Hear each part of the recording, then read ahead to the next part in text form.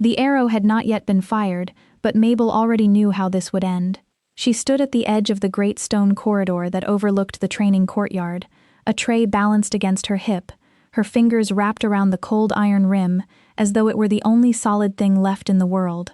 Below her, the 13th marksman was still kneeling in the frostbitten grass, his head bowed, his bow lowered in defeat.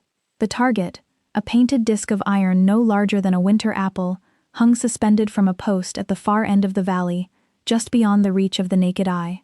4,000 meters. The distance at which kings tested the loyalty of their finest warriors. The distance at which, today, every single one of those warriors had failed. She should not have been watching. She was a waitress in the castle kitchens of Dawnvale, which meant she carried trays. She kept her eyes low, and she did not speak unless spoken to. That was the rule.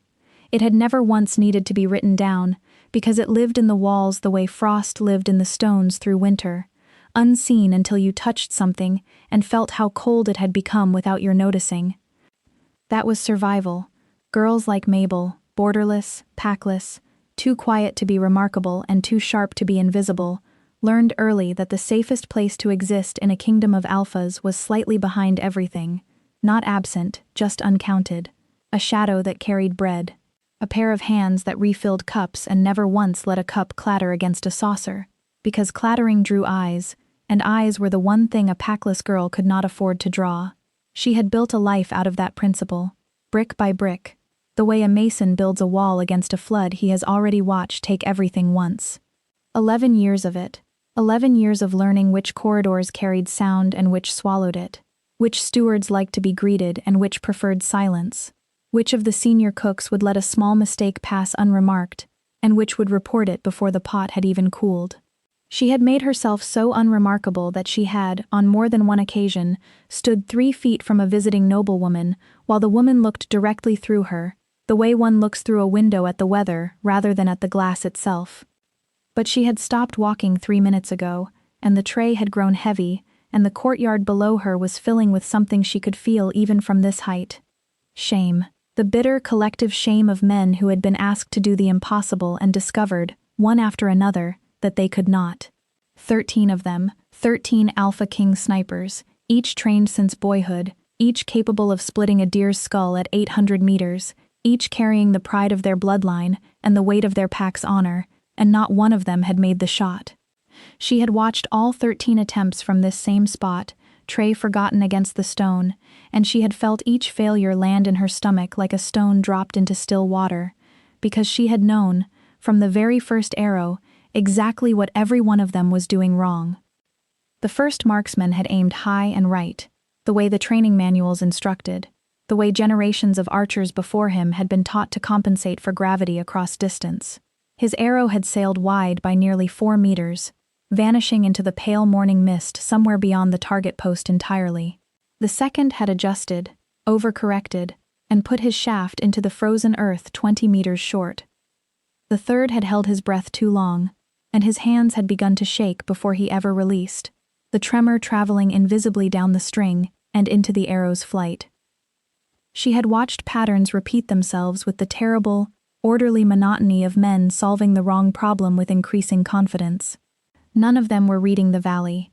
They were reading the manual, and the manual, she understood with a clarity that made her chest ache, was wrong for this particular morning, this particular wind, this particular tilt of earth between the firing line and the ridge beyond. Mabel's gaze moved slowly from the bowed marksman to the target, barely visible in the pale morning mist, and then to the man standing at the center of the courtyard. She had never seen the Alpha King up close before. Nobody in the kitchens had. He existed in the castle the way thunder existed in the walls during a storm, present everywhere, seen by almost no one, felt by all. She had heard his name spoken in reverent half-whispers by the senior maids, who lowered their voices even when there was no one within 100 feet to overhear. Tristan. King Tristan of Dawnvale, the Unbroken. She had carried meals to his war councils, setting down platters at the edges of tables where men spoke of troop movements and border disputes as though she were a piece of furniture that occasionally needed dusting. She had washed linen from his chambers, folding sheets that smelled faintly of cedar and rain, wondering, in the idle way one wonders about strangers, What kind of man slept so still that his bedding barely wrinkled? She had once, in the corridor outside the eastern wing, heard his voice through a closed door, low, unhurried, containing the kind of certainty that made other men stop breathing before they answered him. She had never needed to look at him directly. She had trained herself not to, the way she had trained herself not to look directly at the sun during the long hours of summer kitchen work, because some brightness was simply not meant to be met head-on by someone standing where she stood. Now she looked. He was taller than she had expected, broad through the shoulders, dressed in a dark riding coat with no insignia, no gold, no unnecessary display of rank, as though the fact of being king required no further decoration than the simple, undeniable fact of his presence.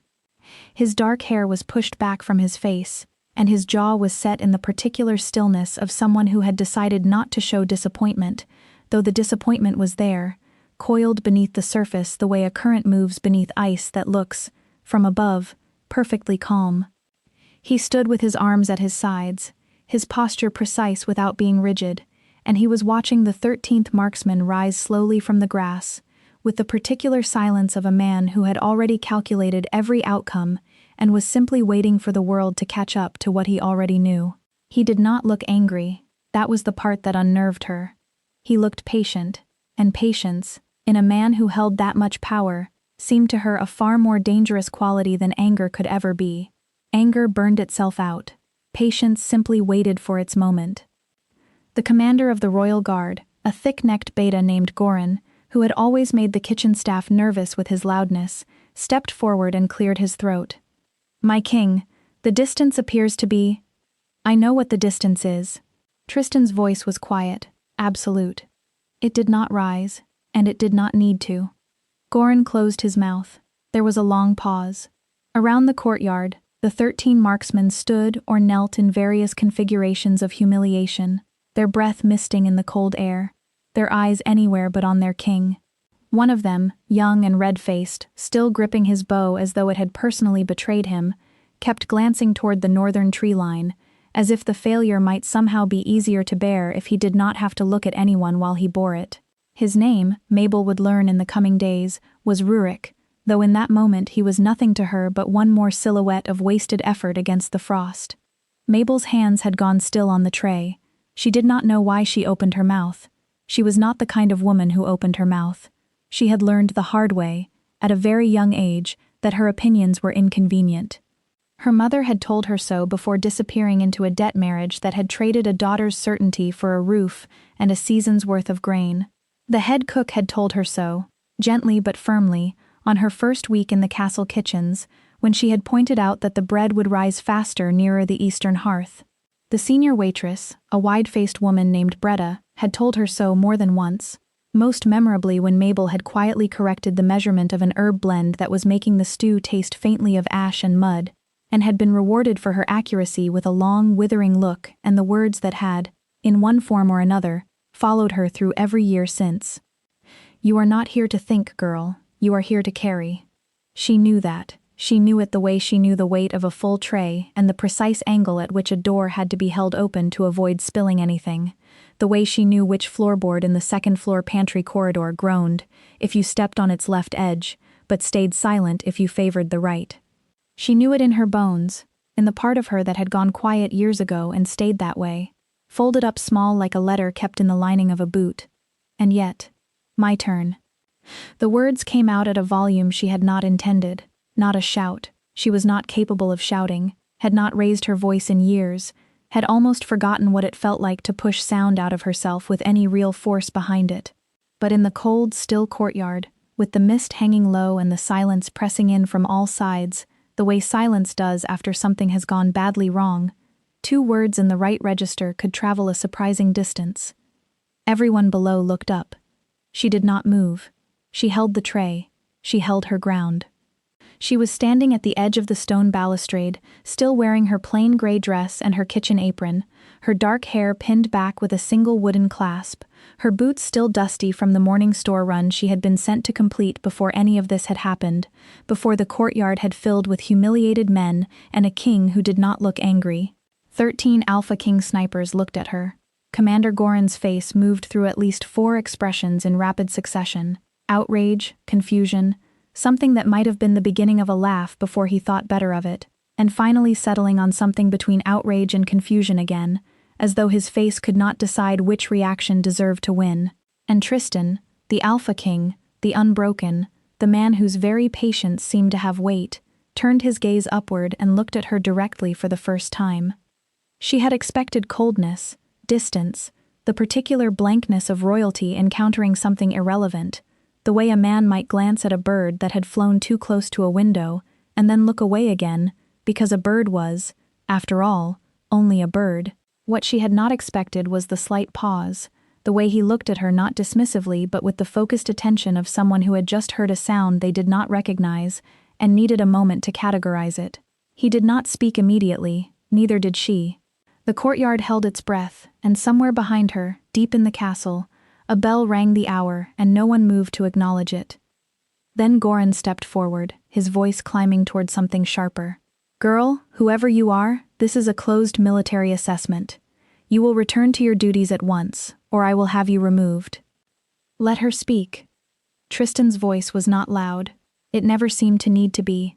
But Goran stopped speaking mid-sentence, the way a candle stops burning when you put your hand over the flame, and the courtyard's attention, which had briefly scattered between the commander and the girl on the balustrade, snapped back to a single point. The Alpha King had not looked away from her. "You said your turn," he said. No mockery, no warmth, just precision, the way a man asks a question when the answer genuinely matters to him and not merely to his pride. "Explain." Mabel set the tray down on the stone ledge beside her. Her hands were steady. She was faintly surprised by that, the way one is surprised to find a wall standing after an earthquake has passed through the rest of the house. "I've made that shot," she said, "or near enough to it. The wind pattern in this valley comes from the northeast before mid-morning, then shifts west-southwest after the bells ring. All 13 of them fired in the westward pattern, because that is what the training manuals teach, and because no one thought to ask whether the manual had been written for this particular valley or simply for valleys in general. The target hangs at a slight vertical angle, roughly 3 degrees off true center, which means you have to aim low and left to compensate, not high and right the way the standard training teaches. Silence. She kept going, because stopping felt more terrifying than continuing, the way a person crossing a frozen river learns not to pause halfway. The bow matters too. Whatever they're using, it's built for distance and flat terrain. This valley drops 6 meters between the firing line and the target. The arc has to be recalculated. I can make that adjustment. Goran made a sound somewhere between a laugh and a snarl. "She's a kitchen girl. She's never held a warbow in her life." "That's not accurate," Mabel said, still looking at Tristan. "My father held the post of royal archer in the eastern border garrison for 11 years. He taught me before the garrison fell."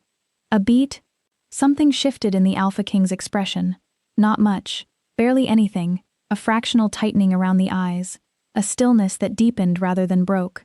But she saw it, the way she had learned to see small things from the edges of rooms where she was never meant to be looked at directly. "Come down," he said. She descended the stone steps with her heart hammering in a way her face did not show, counting each step the way she had once counted the boards in the pantry floor, a habit of the mind that kept her hands from shaking even when nothing beneath her ribs felt steady at all. By the time she reached the courtyard, the cold had gotten into her collar, and the mist was beating on her eyelashes. The 13 marksmen watched her approach with varying degrees of disbelief, and she felt each gaze land on her the way she had once felt the eyes of a market crowd on a stray dog, curious, faintly hostile, waiting to see whether it would be chased off or simply ignored into leaving on its own.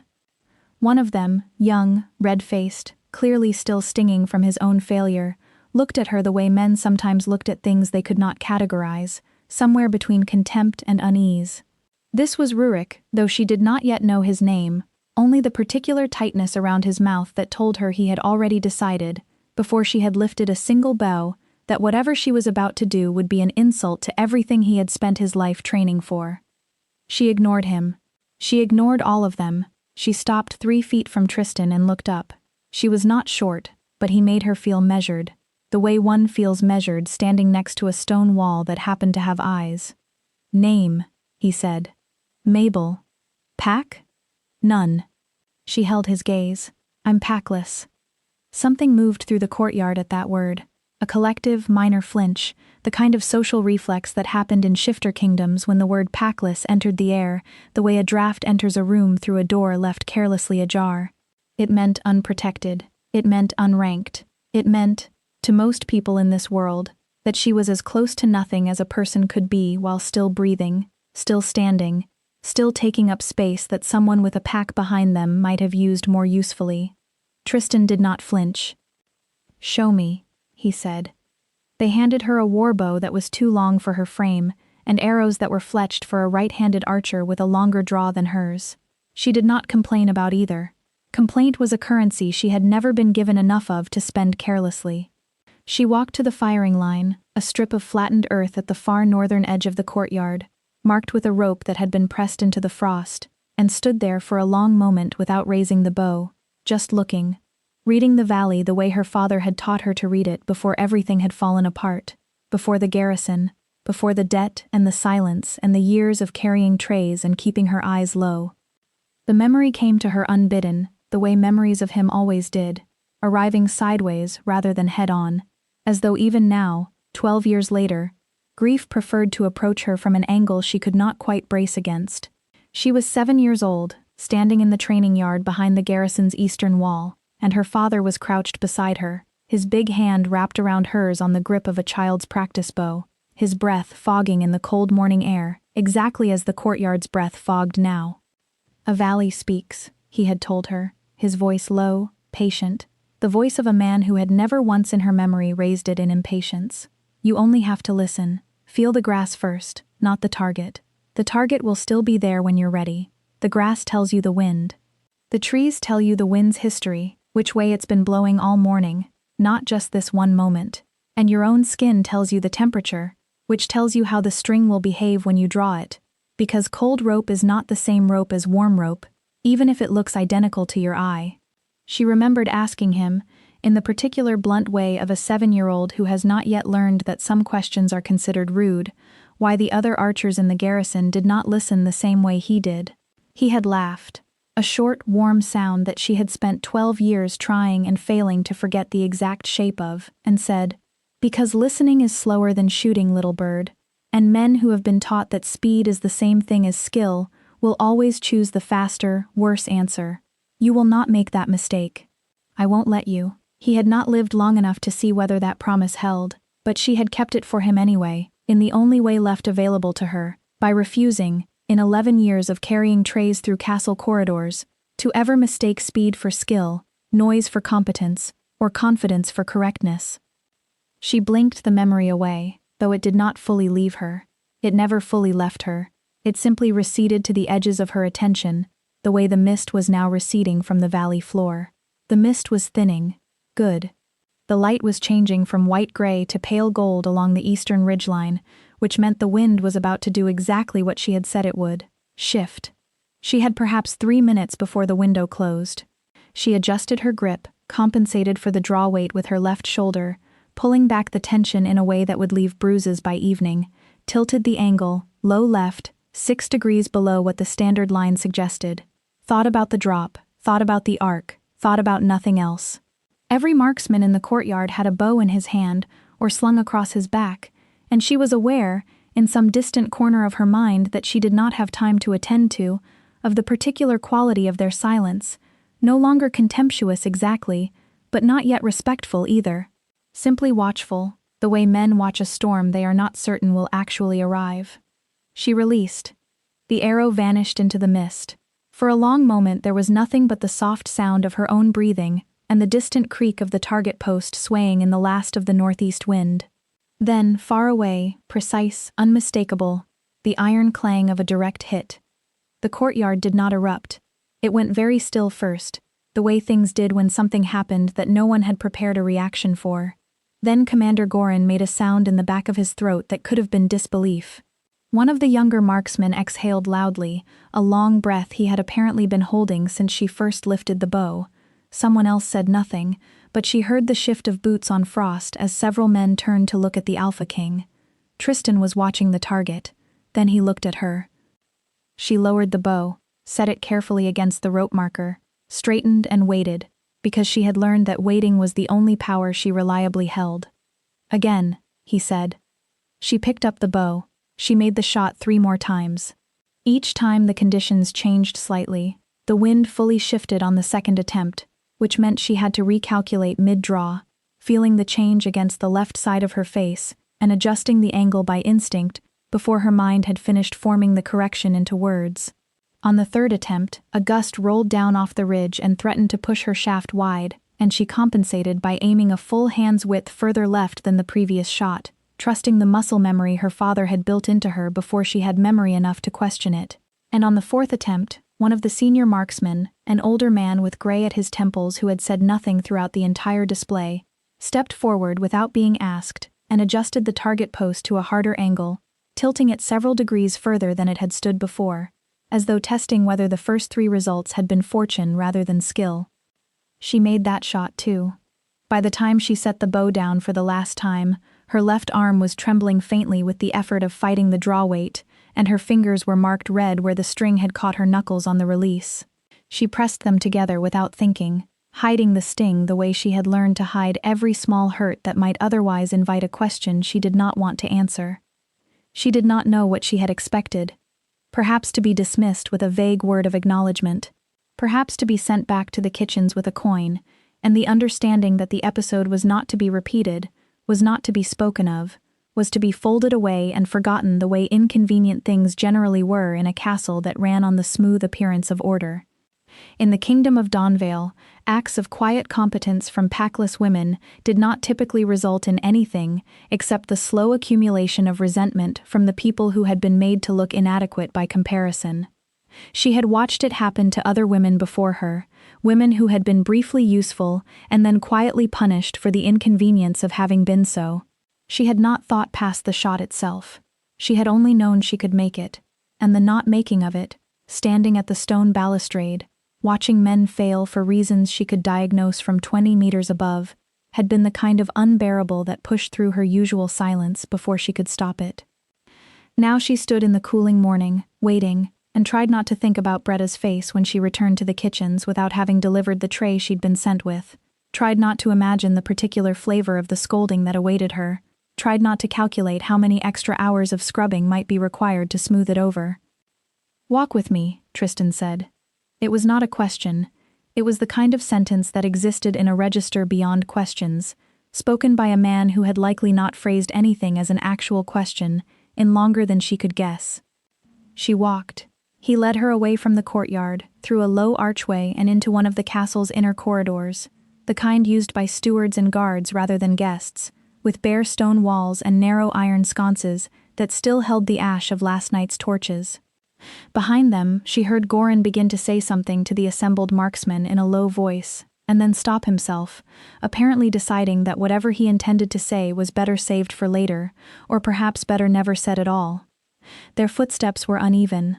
His, slow and deliberate, the walk of a man who had never in his life needed to hurry to make an impression. Hers, slightly faster to compensate for the difference in stride, which she resented mildly and said nothing about, filing the small irritation away in the same place she filed most things she chose not to voice. The corridor smelled of cold stone and lamp oil and, faintly, of the kitchens somewhere below, bread and rendered fat, a smell so familiar to her that for a moment it felt strange to be walking through it as anything other than a woman with a tray in her hands. He did not speak for a long time.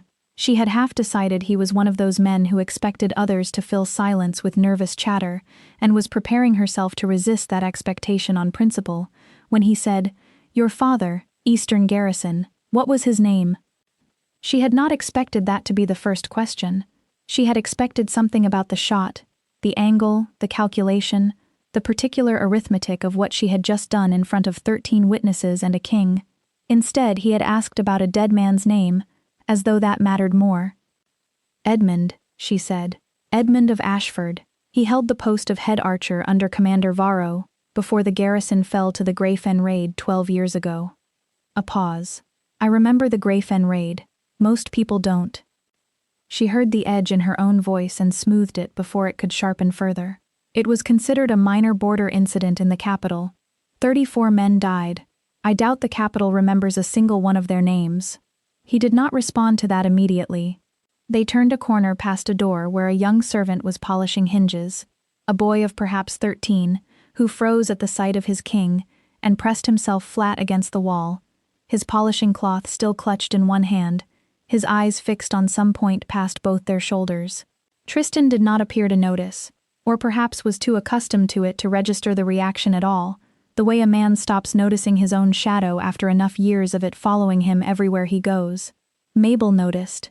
She understood the impulse intimately, the instinct to make oneself flat and small and unremarkable in the presence of power, because she had spent 11 years perfecting exactly that same instinct in herself. "And after the garrison fell," he said, "what happened to you?" She kept her voice even, the way she had learned to keep it even when speaking of things that still, after 12 years, threatened to catch in her throat if she let them. "I was 9. My mother had already gone, remarried into a debt arrangement in the southern provinces before the raid even happened, so there was no one left to send word to who might have wanted me. A distant relation in Donvale took me in for 3 years, in exchange for domestic work, rather than out of any particular kindness. And then I found a post in the castle kitchens when I was 12, old enough to be formally employed, young enough that no one asked too many questions about where I had come from. And no pack claimed you." "Packless women from fallen garrisons aren't typically a high priority for claiming," she said, flat, not bitter, simply true, the way one states the weight of a stone or the depth of a well, a fact rather than a grievance. He looked at her then, a sideways glance, brief and assessing, the kind that gathered information without announcing itself. She felt it anyway. She had spent 11 years reading rooms full of people who could not be looked at directly, and she had learned to catch things in her peripheral vision, the small shift of a jaw, the tightening of a hand, the particular stillness that meant a person had just decided something about you and filed it away for later use. "You've been in the castle kitchen since you were 11, he said. 12, she corrected. "I was 12. And in all that time, you never mentioned your father's training to anyone." "No." "Why?" She considered the question seriously, because it deserved a serious answer, not the reflexive deflection she might have offered anyone else who had asked it in that tone. "Because no one asked," she said finally. "And because I had learned by then that being useful in ways people don't expect tends to cause more trouble than it solves. A packless girl who can measure a herb blend better than the head cook is a girl who has made an enemy of the head cook. A packless girl who can outshoot a garrison-trained archer is a girl who has made an enemy of every man in that garrison. I had already lost one family to men who did not like being shown up.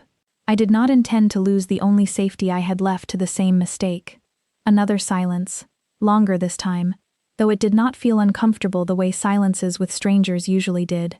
They had reached the end of the corridor where a narrow window looked out over the eastern valley. The target post was just barely visible in the distance, small and unremarkable from here, with no sign of the iron disc at this range, only a dark smudge against pale grass. Tristan stopped at the window. "I need to tell you why that shot matters," he said. She waited. She had learned, over 11 years of standing at the edges of important conversations, that waiting well was its own kind of skill, one that most people, accustomed to filling every silence with words, never bothered to develop. He turned to face her fully for the first time since they had left the courtyard. This close, she could see the detail of him that distance had flattened. The line of an old scar along his jaw, faded to silver white, the kind of mark that spoke of a wound, survived rather than a wound inflicted for show. The particular way exhaustion lived in someone's eyes when they were accustomed to not showing it, tucked into the corners the way dust settles into the corners of a room no one has time to sweep properly. The fact that he was younger than his authority made him seem, not young exactly, but not ancient either. Somewhere in his early 30s, she thought, a man who had been carrying something heavy for a very long time and had decided the carrying was simply who he was now, the way a tree that has grown around a fence post no longer remembers a time before the fence was there. "There is an enemy lord," he said, "who has been moving troops through the Ashvin Valley for 3 months. He believes himself unreachable. He has taken a position at a specific point on the ridge, a position that is visible only from one angle in the entire kingdom. And that angle happens to be from this castle's northern tower. At exactly 4,000 meters distance. He paused. My best marksman cannot make that shot. I need someone who can. The air in the corridor felt different suddenly, heavier, as though the stone itself had leaned in to listen.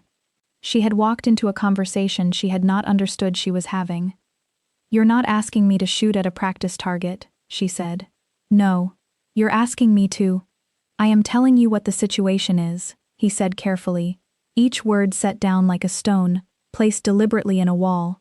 I am not ordering you. You are not a soldier. You are not under military obligation. What I am telling you is what is at stake, and I am asking whether you are willing to hear the rest. She looked at him for a long moment, the scar on his jaw, the steadiness in his eyes, the way he had said, I am not ordering you, as though that distinction genuinely mattered to him, as though he had met enough men who blurred the line between asking and commanding, that he felt the need to draw it clearly for her, unprompted. In 11 years in the castle, no one had offered her a distinction like that. No one had ever paused to ask whether she was willing before deciding what she would be asked to do. Tell me the rest, she said. His name is Lord Castle of Greyfen. She recognized it before Tristan finished saying it. The recognition moved through her like cold water finding a crack in stone, seeping into a fissure that had been waiting, patiently, for exactly this pressure. Not a shock, because the cold had already been there, living quietly in her chest for 12 years, but a sudden widening of something she had kept sealed for a very long time, the way a door long swollen shut will finally give all at once, all its resistance gone in a single instant. Greyfen, the raid that the capital had called a minor border incident. The 34 men who had died, her father among them, though she had never had a body to bury, only a letter written by Commander Varro's second-in-command, ink-smeared and impersonal, informing her distant relation that Edmund of Ashford had fallen in service to the crown, and that his dependents would receive no further support from the garrison, as the garrison no longer existed. She had been 9 years old. She had read that letter 4 times, tracing the ink with one finger, as though the words might rearrange themselves into something kinder if she looked hard enough, and then folded it into the smallest possible square and placed it inside the lining of her left boot, where it had stayed until the boot wore out. By then, she had memorized every word, every crossed-out phrase where the writer had clearly started to say something and thought better of it, every gap where formality had swallowed whatever small human grief might otherwise have leaked through. I know that name, she said. Tristan's expression did not change, but something in his posture sharpened, a stillness that gathered itself the way a held breath gathers before speech. Tell me. Lord Castle led the Greyfen raid. She kept her voice level, though it cost her something to do it, a small, private effort that she suspected he could see anyway, given the way he was watching her, or ordered it. The garrison was investigating a smuggling route running through the Ashfin border, weapons, mostly, moving south toward the disputed territories. My father had sent 3 reports to the capital before the raid. No one responded. Then the garrison was destroyed, and the investigation ended, because there was no one left alive who had been close enough to the evidence to continue it. A silence. How do you know about the reports? He asked. My father told me. She met his gaze. He was worried. In the last month before the raid, he wrote out everything he knew and gave it to me in pieces, the way you'd tell a child a story, so that if something happened, it wouldn't be entirely lost. He never said it outright, that he thought something might happen to him. He didn't need to. I understood it anyway, the way children understand the things adults try to soften for them, not through the words themselves but through the particular care with which the words are chosen. She paused. I was 9. I didn't understand most of it at the time, the politics, the geography, half the names he gave me. But I remembered it. He always said memory was more reliable than paper, because paper could be taken and burned and denied, but nobody could reach inside a person's skull and take back what they had already learned. You've carried that for 12 years. I've carried a lot of things, she said. I'm used to the weight. He looked at her in that way he had, that focused, categorizing silence that felt less like being observed and more like being read, the way one reads a familiar language rather than deciphers a foreign one. It should have made her uncomfortable. It did not. Quite the opposite, which she found faintly alarming, the way one finds it alarming to discover that a door one has always kept locked has, without one's noticing, been left unlatched for some time. Castle has grown considerably more powerful since the Greyfen raid, Tristan said. He turned partly toward the window, his gaze following the line of the valley out toward the ridge, as though the ridge itself were a kind of ledger he had read too many times to need to look at closely anymore. He holds 3 territories along the Ashvin border now. He has a private army of nearly 800 men, most of them former garrison soldiers who found themselves without a post after the raid and had nowhere else to sell their loyalty, and he has been systematically acquiring debts from noble houses across the kingdom, debts that give him leverage over votes in the High Council. 3 separate pieces of legislation that would have strengthened border security have died in committee over the past 4 years, and every one of them died because a handful of council members owed Cassel more than they owed the crown's interests. He turned back to the window. 3 weeks ago, he made a move that cannot be ignored. He poisoned one of my council members, a man named Aldrich Fenn, who had begun to investigate the same smuggling route your father reported 12 years ago, working from fragments of the old garrison records that had survived in the archive. Aldrich was careful. He didn't share his findings with anyone outside a small circle. Castle found out anyway, which tells me there is still someone close to the crown feeding him information, though we have not yet identified who. Mabel was quiet for a moment, turning that over, the shape of it settling into place beside everything she already knew. He's still running it? The smuggling route? For 12 years. Larger now, not just weapons. He did not elaborate on what else. He did not need to. She had spent enough years in a castle kitchen, overhearing enough fragments of conversation carried past her by men who had forgotten she could hear, to fill in the rest of that sentence herself, and she found she did not want him to say the words aloud any more than he apparently wanted to say them. The problem, he continued, is that Cassel is untouchable by conventional means. His legal standing is protected by the debts he holds over half the High Council.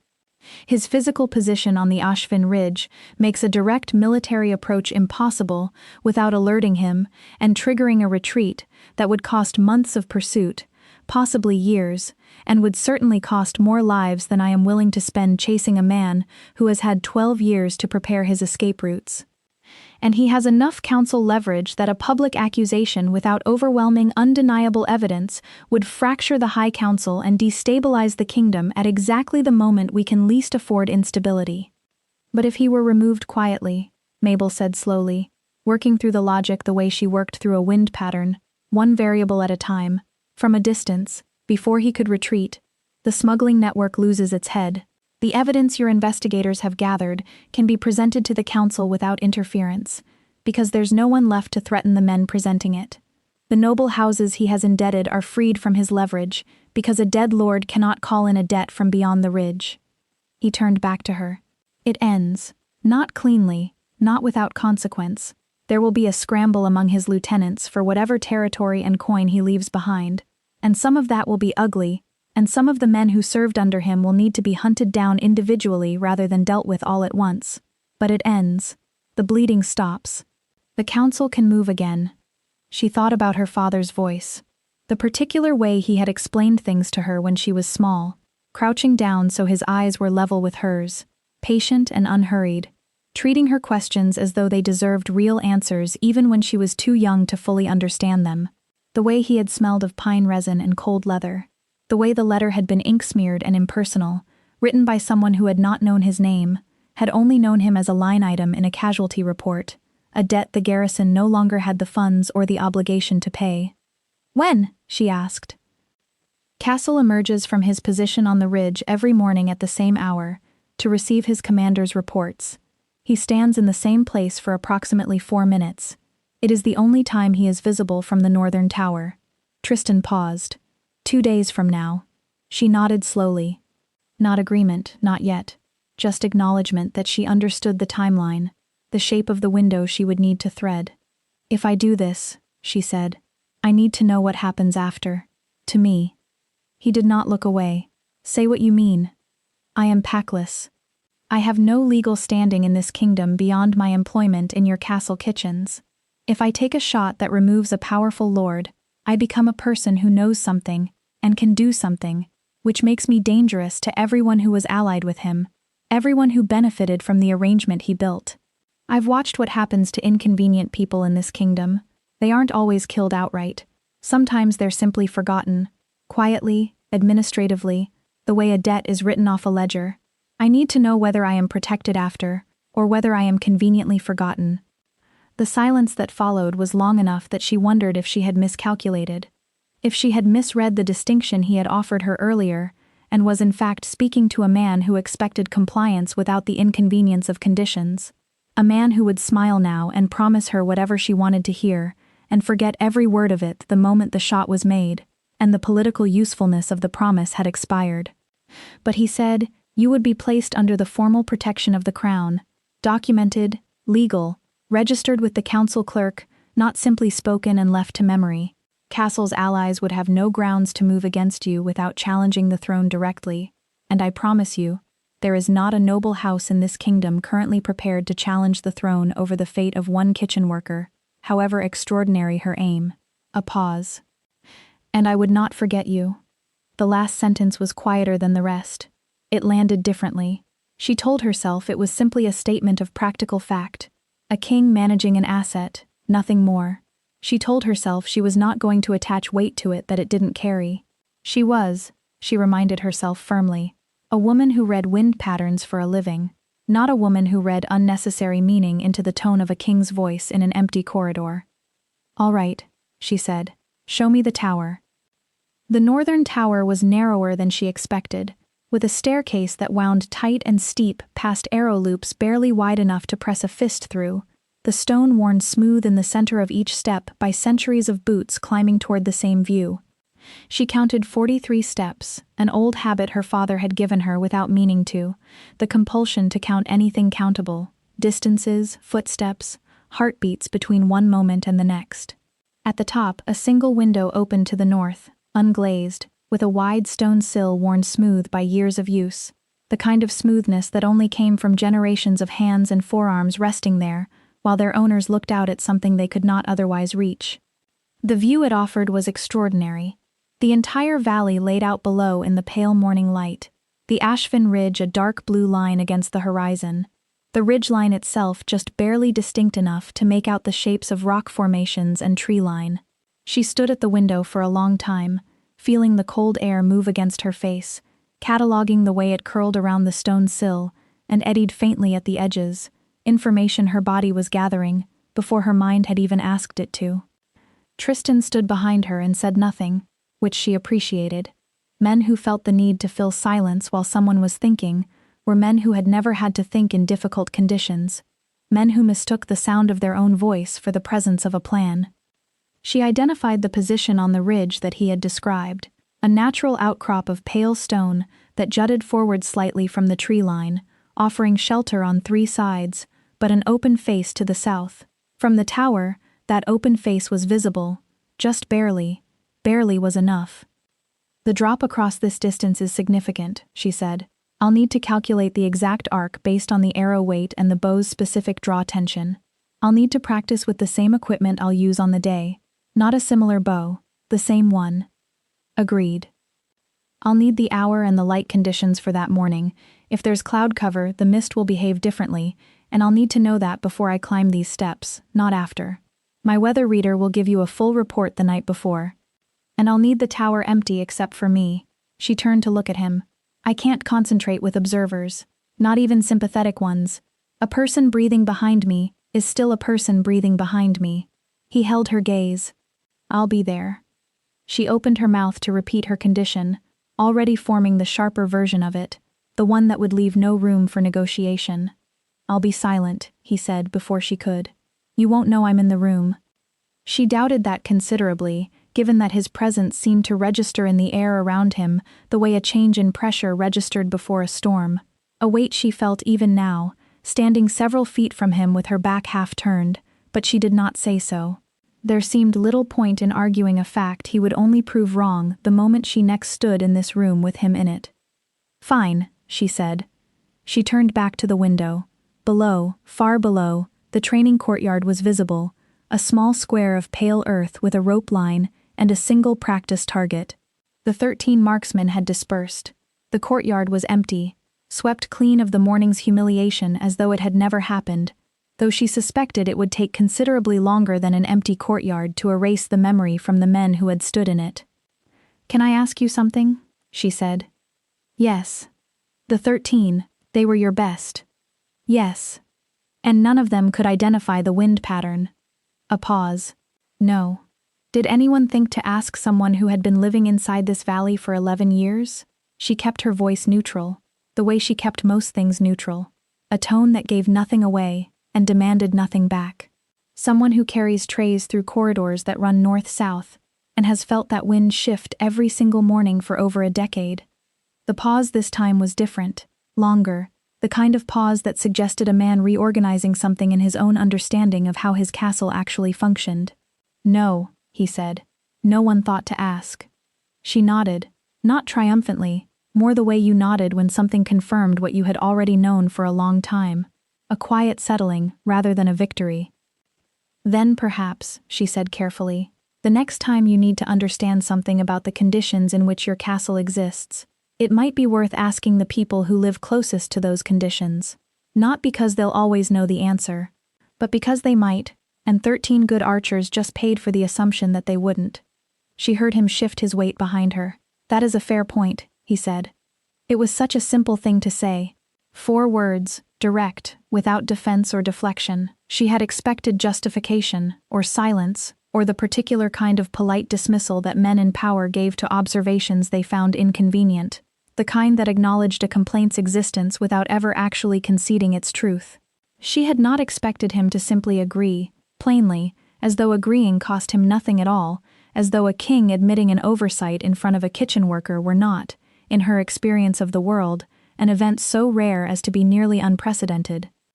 She looked out at the valley for another moment, at the ridge, at the distance she would need to cross in 2 days with nothing but calculation, stillness, and the thing her father had given her before everything went wrong.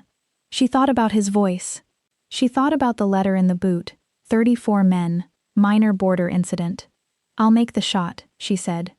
The next day passed in a strange doubling of her life. In the morning, she returned to the kitchens and carried trays.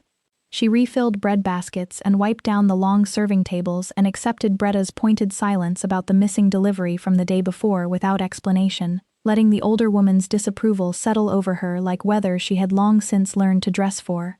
She moved through the familiar rhythms of the kitchen the way she always had, efficiently, quietly, without drawing attention, and no one who looked at her would have seen anything different, would have guessed that the same hands now wiping down a scarred wooden table had, less than a day earlier, put 4 arrows through an iron disc at a distance that had defeated 13 trained soldiers.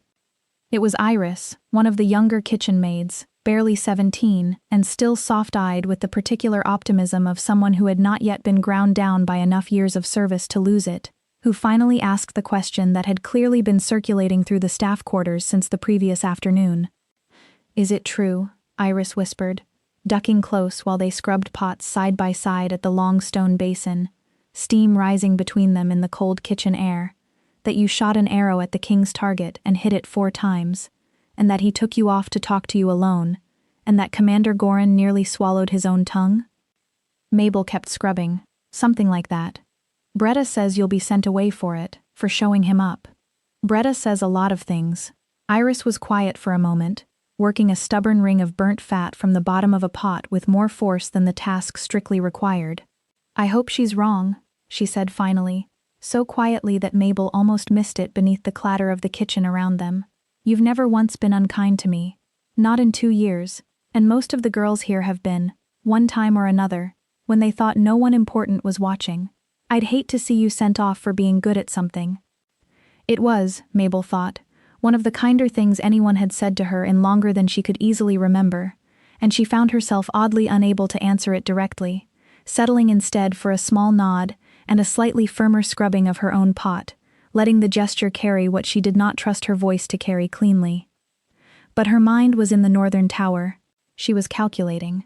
She had spent the previous afternoon in that tower with the assigned bow, a long war bow of dark ash wood, heavier than anything she had practiced with since childhood, with a draw weight that required her to brace her entire left side to manage it, firing practice shots at a series of marked posts Tristan's men had placed along the valley floor at increasing distances. Not at the ridge, not yet, just measuring, learning the specific language of that particular bow, how it released slightly right. how the string tension dropped fractionally in the cold, how the arrow's flight arc behaved when the valley wind entered from the northeast, and how it behaved differently, subtly, when the wind carried the faint mineral smell of the river rather than the drier smell of the high pastures, a distinction she doubted anyone else in the castle would have thought to notice, let alone factor into an equation. By late afternoon, she had the corrections memorized, not written down. She had never trusted written records, a habit born from years of knowing that written things could be taken, could be read by the wrong eyes, could become evidence used against the very person who had recorded them, but settled in her body, in her hands, in the particular muscle memory that her father had always said was more reliable than thought. Thinking happens after the fact, he used to say. The shot happens before you know you've taken it. She thought about him more than she had allowed herself to in years. It was dangerous to think about him here, in this kitchen, surrounded by the ordinary sounds of castle life, the clatter of pots, the low murmur of the other staff, the crackle of the hearth fire, because the grief had never fully hardened into something manageable. It had only been compressed, packed down tight, given no room to expand, the way a wound left untreated does not heal so much as scar over something still raw beneath. And now there was a name, Cassel, a face she had never seen, but a name she had carried in the compressed space where her father used to be. She pressed the grief back down. There was still one more day. In the evening, a message came to the kitchens. Not a letter, a word, carried by one of the junior stewards, a boy of perhaps 15 who delivered it with the careful blankness of someone who had been told to repeat it exactly and not ask questions. The king requests your presence at the War Council's evening meal. You are to bring nothing. You are to speak only if spoken to, or if you have something to say. Bretta stared at her when the boy left, her expression caught somewhere between disbelief and the beginning of a grudging recalculation of everything she thought she understood about the quiet girl who had scrubbed her pots without complaint for 11 years. She said nothing, which from Bretta was its own kind of statement. Mabel removed her apron, straightened her dress as best she could, smoothing the plain gray fabric with palms still faintly reddened from the bowstring, and went. The War Council ate in a long room off the main hall, at a table that could seat 40 but tonight held only 8. Tristan sat at the head, and around him, Commander Gorin, who looked at Mabel's entrance as though she were a weather event he had not prepared for and had no intention of pretending otherwise. A lean, dark-haired man introduced as Sven, the king's chief intelligence officer, who looked at her with the careful neutrality of someone professionally trained not to react to anything at all. 2 military commanders whose names she did not catch amid the general murmur of the room settling, a council advisor named Harwick, elderly and sharp-eyed, who said nothing to her but watched everything with the patient attention of a man who had long ago learned that the quietest person in any room was usually the one worth watching most closely, and 2 others, senior nobles by their dress, present but quiet, exchanging a glance between themselves when she entered that she filed away without comment. She was given a seat near the middle of the table, between Sven and an empty chair, not at the foot, not at the head, middle. She noted that, the way she noted most things, without letting the noting show on her face. The meal began. Roasted fowl, winter root vegetables, bread with rendered fat, the kind of meal she had helped prepare 100 times without ever once expecting to sit at the table where it was served. Someone poured her a cup of spiced wine without asking. She did not drink it until she saw others drink theirs first, an old habit, one her father had taught her without ever quite explaining why, though she had understood the reasoning well enough on her own by the time she was old enough to be handed a cup at all. Tristan spoke primarily to Gorin and his commanders in the first portion of the meal, discussing troop positioning along the eastern approach to Ashvin, that she understood only in pieces. Fragments of geography and strategy passed back and forth in the clipped shorthand of men who had planned campaigns together for years.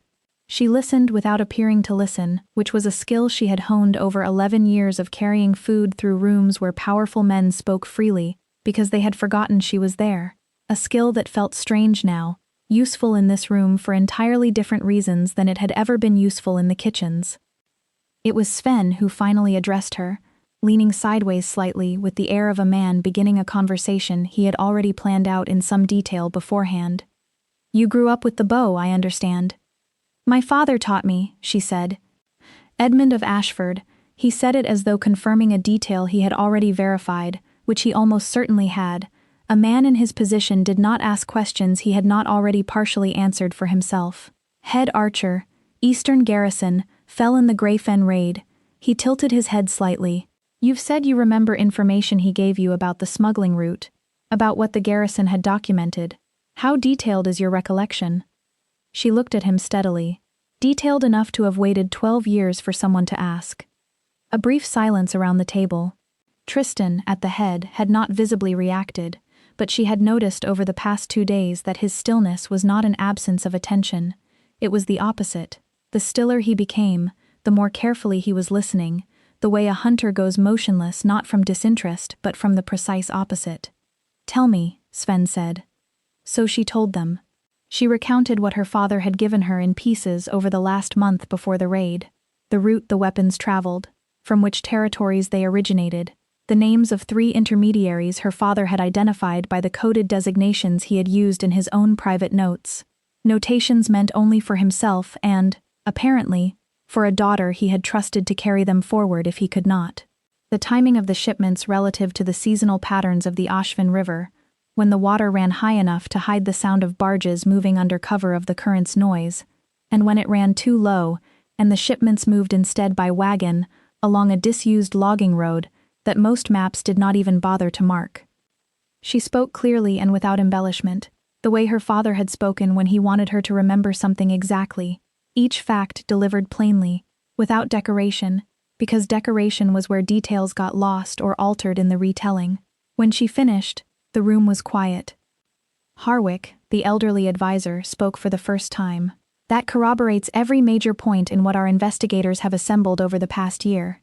He sounded faintly stunned, his sharp eyes fixed on her with something that might have been the beginning of respect. She's essentially confirmed the entire chain of supply. She's also given us the 3 intermediaries we were missing. The ones we couldn't identify from Castle's records, Sven said, not looking away from Mabel. Goran made a sound, low in his throat, the sound of a man who did not want to be convinced but was finding it increasingly difficult not to be. We're going to stake an operation of this scale on the childhood memories of a kitchen girl. We are going to use every reliable piece of intelligence available to us, Tristan said, without inflection, because that is what competent strategy requires. He looked at Goran with the particular evenness that she was beginning to understand was his version of a warning, a stillness that carried more weight than any raised voice could have. Is that a problem for you, Commander? Goran said nothing further. She looked at the table, at the cup of spiced wine she had barely touched.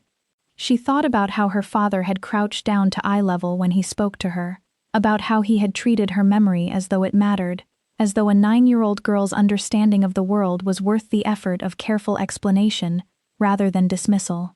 She thought about how he had been dead for 12 years because a man named Cassell had decided that an inconvenient investigation was easier destroyed than answered. One of the senior nobles, a narrow-faced man she would later learn was called Lord Petren, cleared his throat near the far end of the table. Forgive me, Your Majesty, but should intelligence of this sensitivity be shared in front of the household staff? No offense intended to the young woman, but this room has not always been as secure as we'd like to believe. It was a fair point, dressed carefully in the language of procedure, and Mabel noted the flicker of unease that passed between 2 of the other nobles at the mention of the room's security. A flicker so brief she might have imagined it had she not spent 11 years learning to catch exactly that kind of thing. She is not household staff for the purposes of this council, Tristan said. She is the source of the intelligence in question, and you are correct that this room has not always been as secure as we'd like. His gaze moved slowly around the table, unhurried, deliberate. Which is precisely why Sven's people will be reviewing every member of staff with access to this wing before the operation proceeds. Aldrich Fenn did not die of natural causes, gentlemen. Someone close to this council fed Castle information that let him reach a man under my protection. I would very much like to know who, before we lose anyone else. The silence that followed had a different texture than the one before it, colder, more watchful. Sven made a small note in the leather ledger he kept at his elbow, and Mabel saw Lord Petron's hand tighten fractionally around the stem of his wineglass before he seemed to notice himself doing it and let go. Later, after the council dispersed and the room emptied, she found herself standing alone near the door, retrieving the small shawl she had brought against the cold. The fire in the long grate was burning low. The candles on the table were nearly spent, their light guttering against the dark wood in long, slow flickers. She heard him before she saw him, the particular sound of footsteps that knew exactly where they were going. Tristan stopped a few feet away.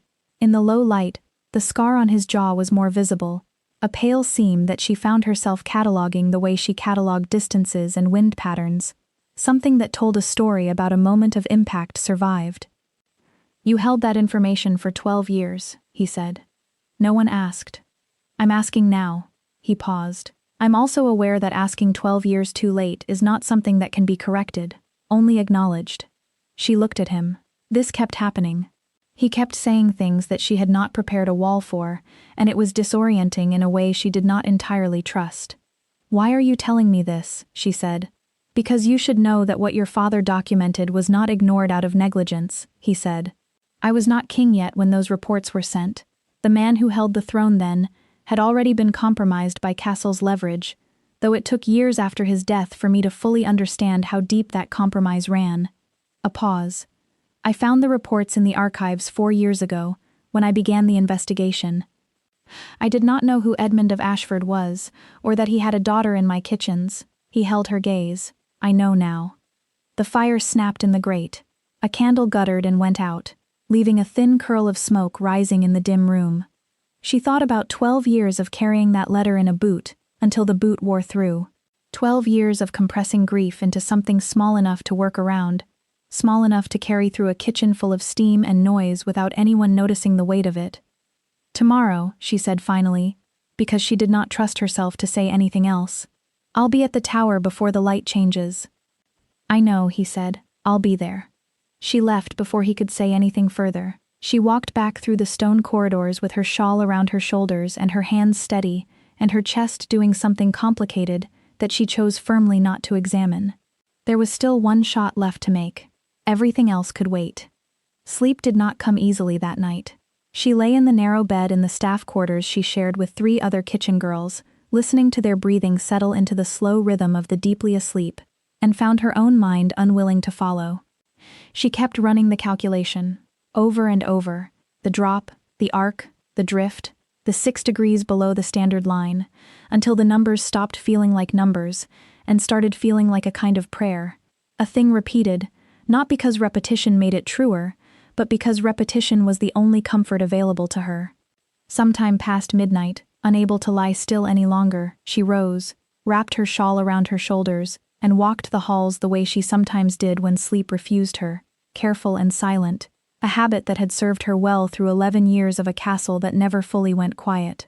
She was not going anywhere in particular. She told herself that. She was simply walking, the way she had once walked the perimeter of her distant relation's small holding as a girl, when grief had made the inside of any house feel too small to hold her. She came around a corner near the western stair and stopped. Ahead of her, in the low light of a single wall sconce, 2 of Sven's men stood, with a third figure held firmly between them, a man she recognized distantly as one of the under-stewards who tended the archive wing, older, stooped, a face she had passed 100 times without ever once really seeing it. His wrists were bound. He was not struggling, but his face had the particular gray, hollowed look of a man who understood exactly how much trouble he was in, and had stopped bothering to pretend otherwise. Sven himself stood a few paces off, arms folded, speaking in a low voice she could not fully make out, though she caught fragments. "Castle. A letter. Names." The under-steward said something in response. Quiet, pleading, and Sven's expression did not change at all. She did not approach. She had learned, over many years, precisely when her presence would help, and when it would only complicate an already delicate moment, and this was clearly the latter. But Sven glanced up as though he had known she was there all along, which, she supposed, he probably had, and inclined his head toward her in something that was not quite an apology, and not quite an acknowledgement, but sat somewhere between the two. She retreated the way she had come, and did not mention it to anyone, though she carried the image with her back to her narrow bed, a frightened old man in a wall sconce's light, and the quiet certainty that somewhere in this castle, word of tomorrow's plan had very nearly slipped its careful containment. It would not slip again. She trusted that, in the same uncomplicated way she trusted a bow's draw weight once she had measured it properly. Sven was thorough. Tristan would not have built an entire mission around a leak he had not first sealed. She did not sleep after that, not really, but she rested, eyes closed, breathing slow, saving whatever strength could be saved for the morning. Near the base of the northern tower stair, just as the sky was beginning its first faint lightening from black to the deep blue that came before true dawn, she found Rurik waiting. He looked different in the near dark, less like the red-faced young man who had glared at her across the frozen courtyard 2 mornings before, and more like what he probably was under all that wounded pride, young, tired, uncertain how to say the thing he had apparently come to say. He held something out to her without preamble, a coiled length of bowstring, waxed and carefully wound. "Spare string," he said, when she only looked at it, "in case yours frays on the draw. It happens sometimes, in the cold, especially on a bow that's not broken in properly to its archer." He shifted his weight. "I checked the one they gave you. It's sound, but I'd rather you had a spare and never needed it than need one and not have it." She took it slowly. "Thank you." He did not leave immediately, though he clearly wanted to, shifting from foot to foot with the discomfort of a young man forcing himself through an apology he had not fully rehearsed. "I said some things," he said finally, not quite meeting her eyes. "That morning. Didn't say them to your face, but you'd have had to be deaf not to catch the look on mine. I want you to know I don't feel that way anymore. Watched you shoot 4 times in conditions I couldn't have made once, and watched you do it without a single wasted motion, like you'd done it 1,000 times before, and I suppose you had, just not where anyone could see." He finally looked at her directly. "I hope you make the shot tomorrow, I mean that." "Today," she corrected, gently, and something in his young face eased slightly, as though the correction itself were a kind of kindness. "It's tomorrow no longer. Today, then."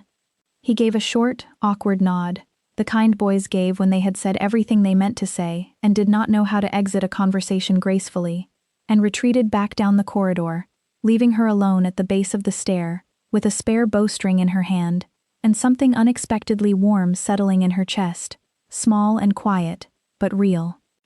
She climbed the 43 steps by memory, one hand trailing the wall, the war bow across her back, and a quiver of 6 arrows at her hip. She had selected the arrows herself the night before, checking each shaft for straightness by rolling them across the flat stone floor of the armory, discarding 3 that carried even the faintest deviation, a warp so slight most eyes would never have caught it, but her fingers had learned, over years of practice, to feel what her eyes could not always see. The remaining 6 were as close to identical as handcrafted arrows could be.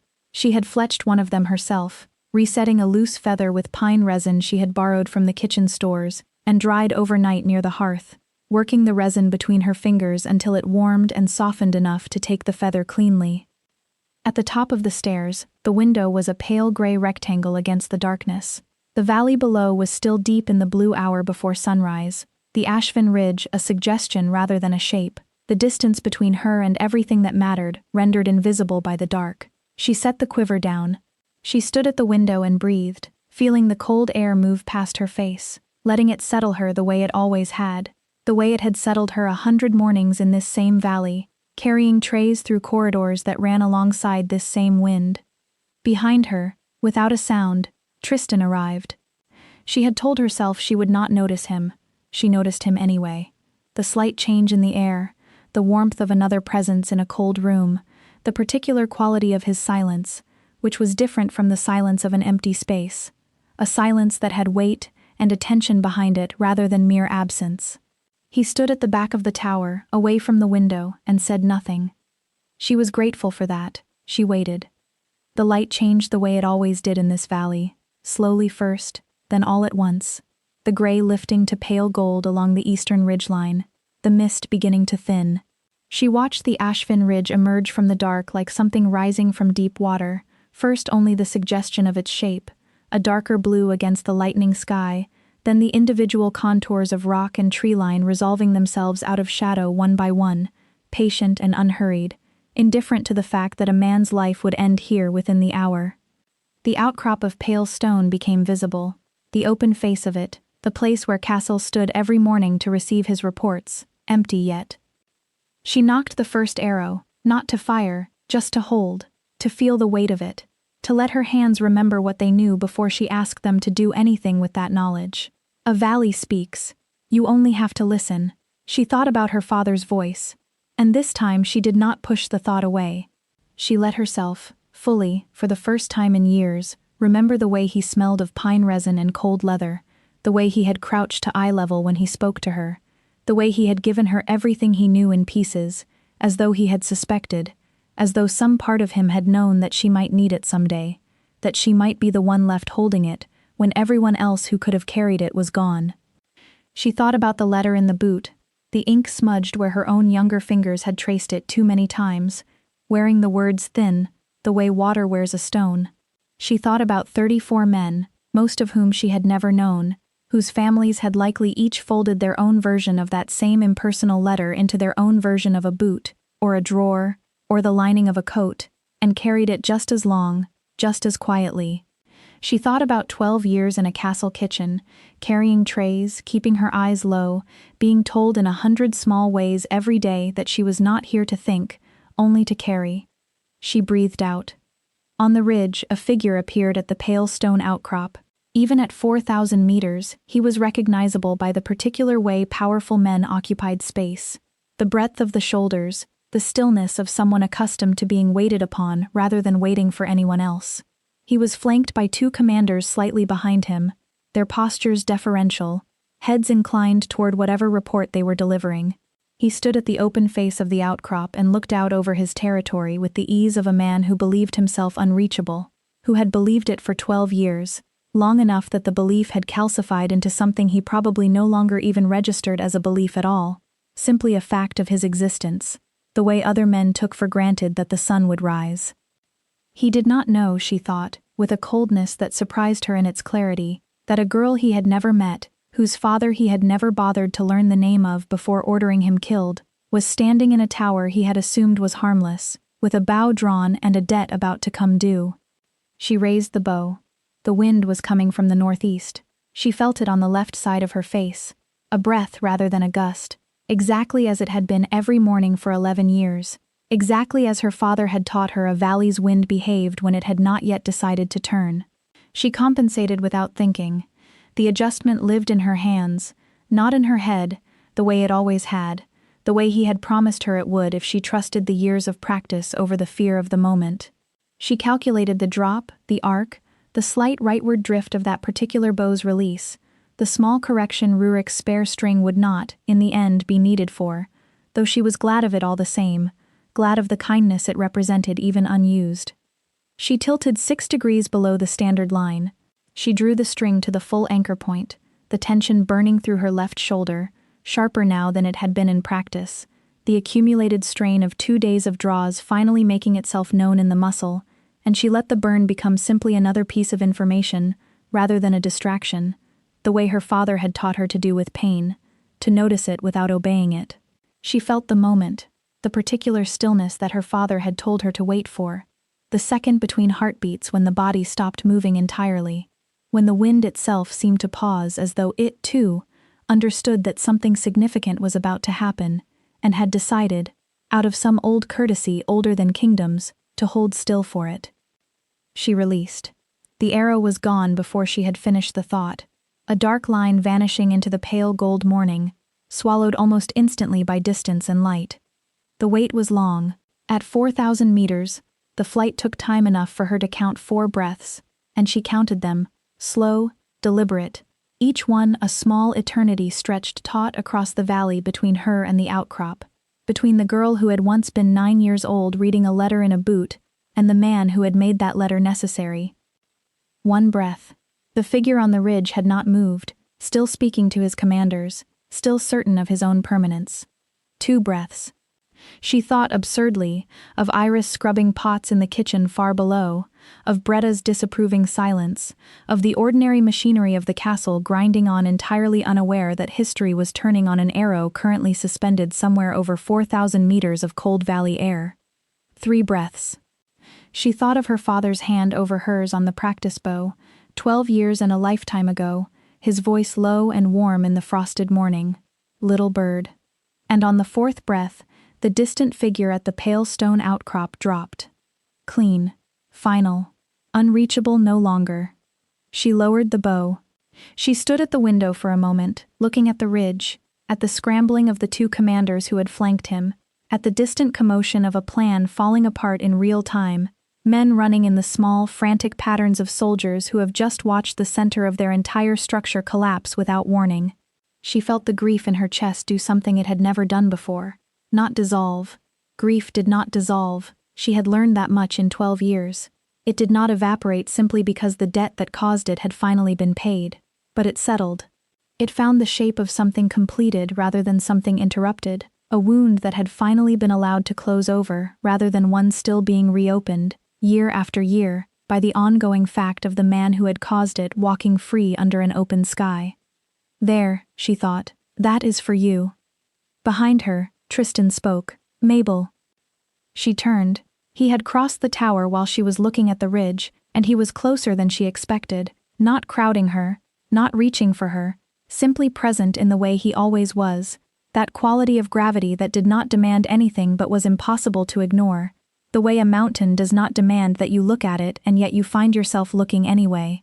In the early morning light coming through the window, she could see the scar on his jaw clearly, and the exhaustion in his eyes that was different this morning, still there, but changed somehow, lighter at the edges, as though some portion of the weight he had been carrying for years had, in the space of 4 counted breaths, finally been set down. "It's done," he said. "Yes," she said. He looked at her for a long moment. "How are you?" It was such a simple question. The simplest question, and yet no one had asked her that, not with that particular quality of actually wanting to know the answer, in so long that she found herself without an immediate response, standing at the window with the bow still loose in her hand, the string marks still fresh across her fingers, 12 years of carried weight, settling into some new configuration she had not yet had time to name. "I don't know yet," she said honestly.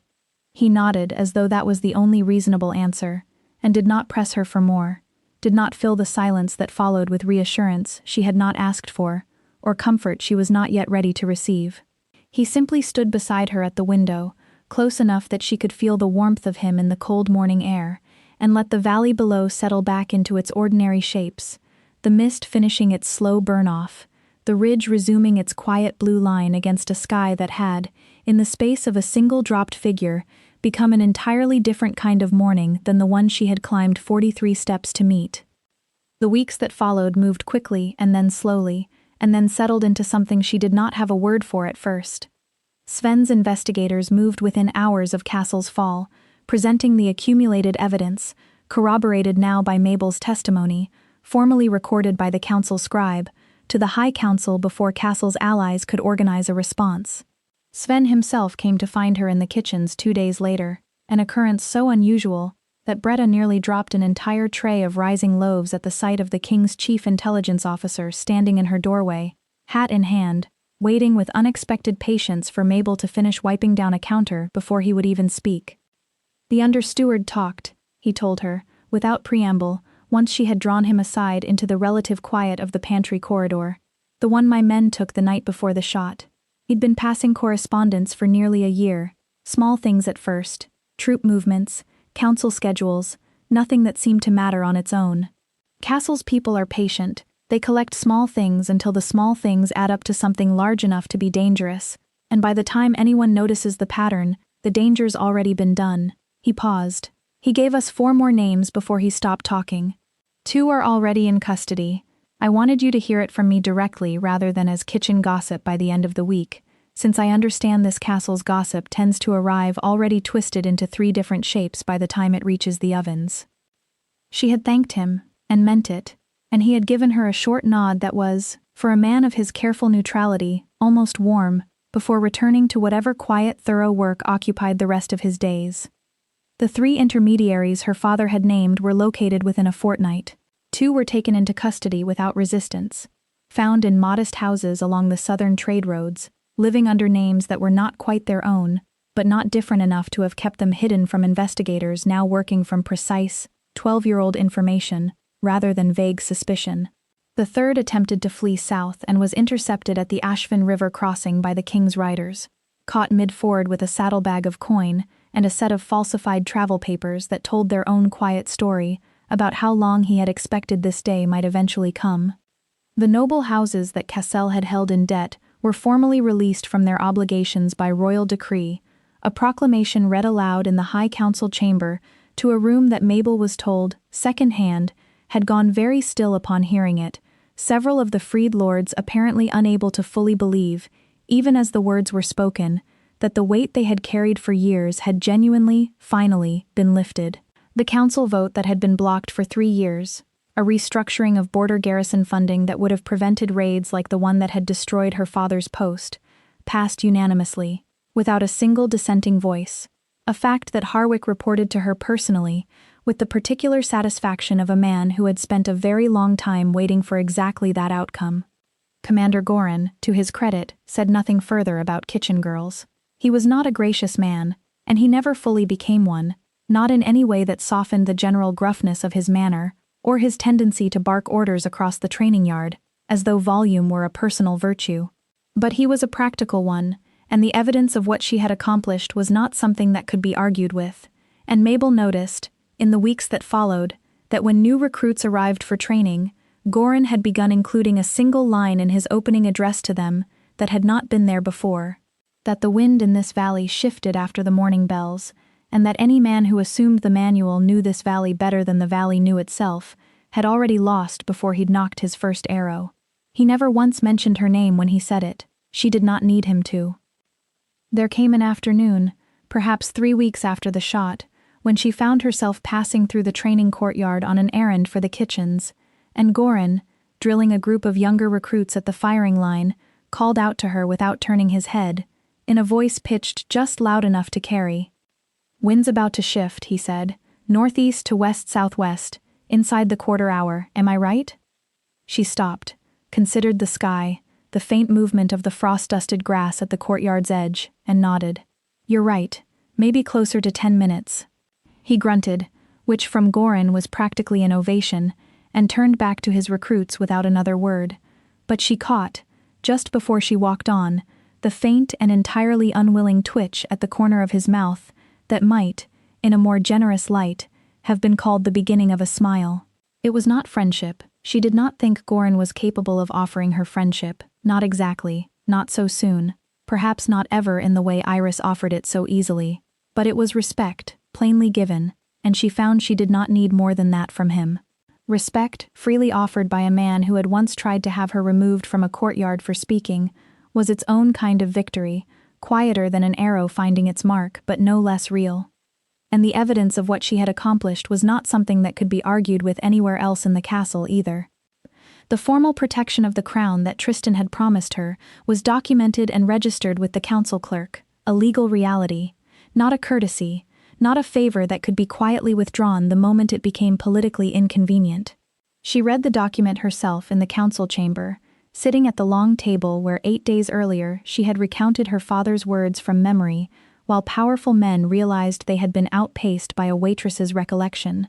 The parchment was dense with the formal language of the crown, clauses and subclauses establishing her standing, her protections, her right to remain unmolested by any house or individual with grievance against the crown's actions regarding Lord Castle of Greyfen. She read it twice, slowly, the way her father had taught her to read anything that mattered, and then she signed it with the name he had given her, Mabel of Ashford, the name she had stopped using at 12, when using it had seemed like holding something fragile up to conditions that would only break it, a name too closely tied to a man everyone else had already decided to forget.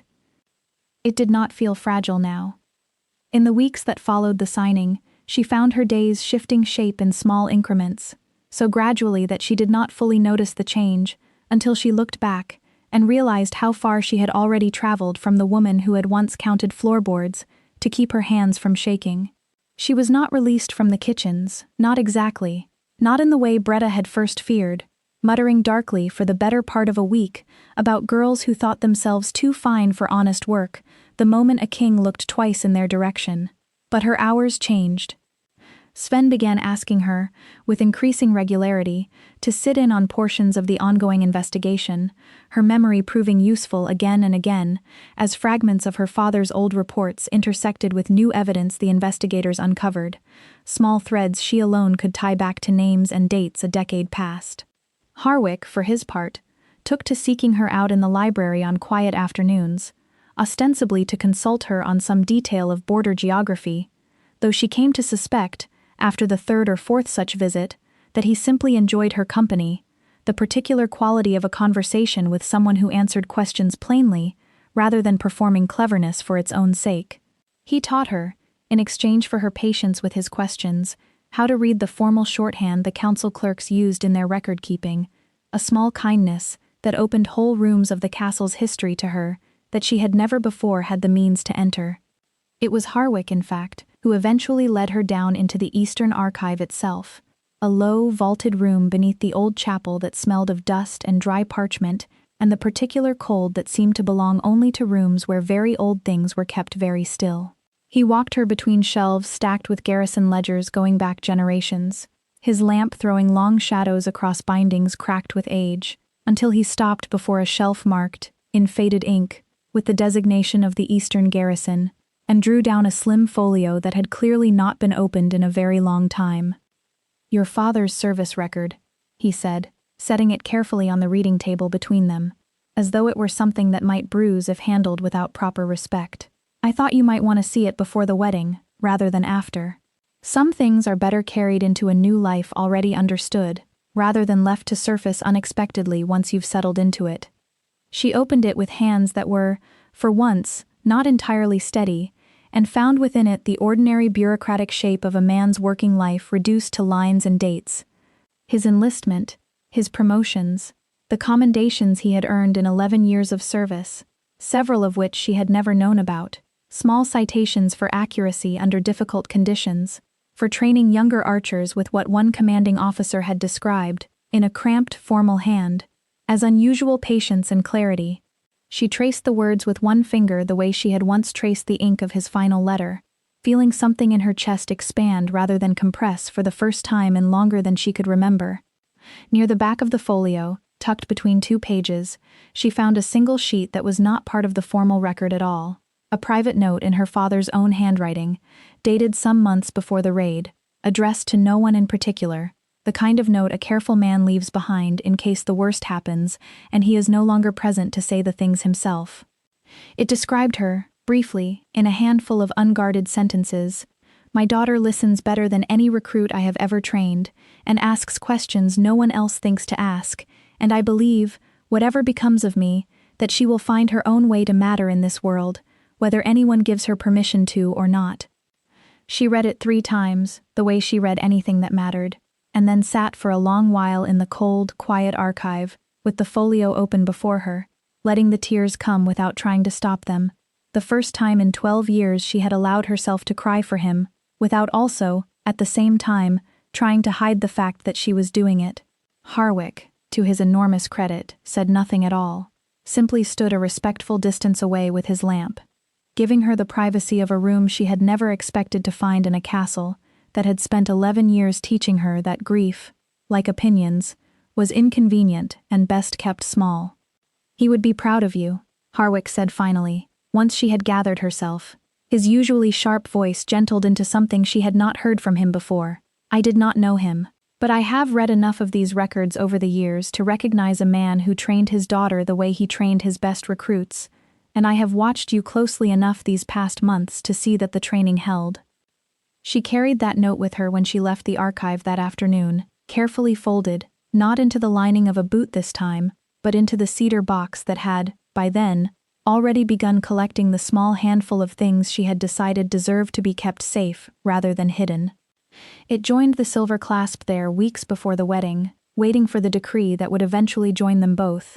3 small objects that together held the whole of what her father had left her, proof that he had seen her clearly, that he had believed in her before anyone else had, and that some part of him had known, even then, exactly what she would eventually become. And Tristan sought her out too, though never in a way that felt like summons, never with the particular weight of obligation that had once accompanied every interaction she'd had with anyone above her station. He found her in the library some evenings, where Harwick had taken to leaving her with stacks of old Garrison records to sort through, and would simply sit across from her, working through his own correspondence in a companionable silence that she came to look forward to more than she wanted to admit to herself. He found her, once, in the training courtyard at dusk, practicing with a bow that had, without much discussion, quietly become hers, a lighter build than the war bow, sized properly to her frame, delivered to the armory with no note attached and no name given, though she had not needed a note to know where it had come from.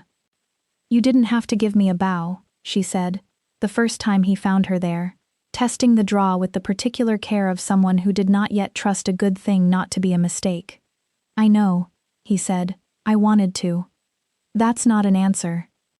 "It's the only one I have."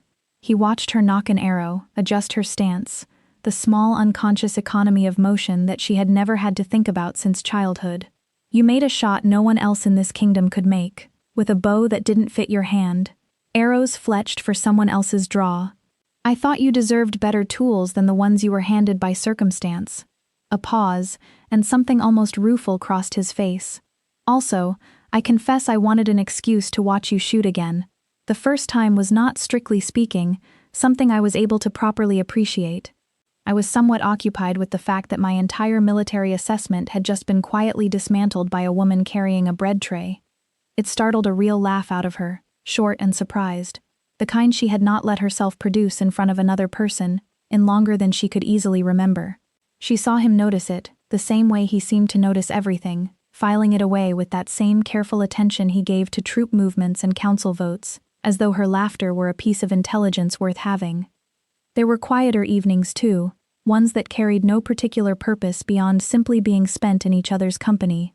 He walked with her sometimes along the eastern wall after the evening meal, when the last of the kitchen work had been handed off to the night staff and her hours were, for the first time in her adult life, genuinely her own to spend.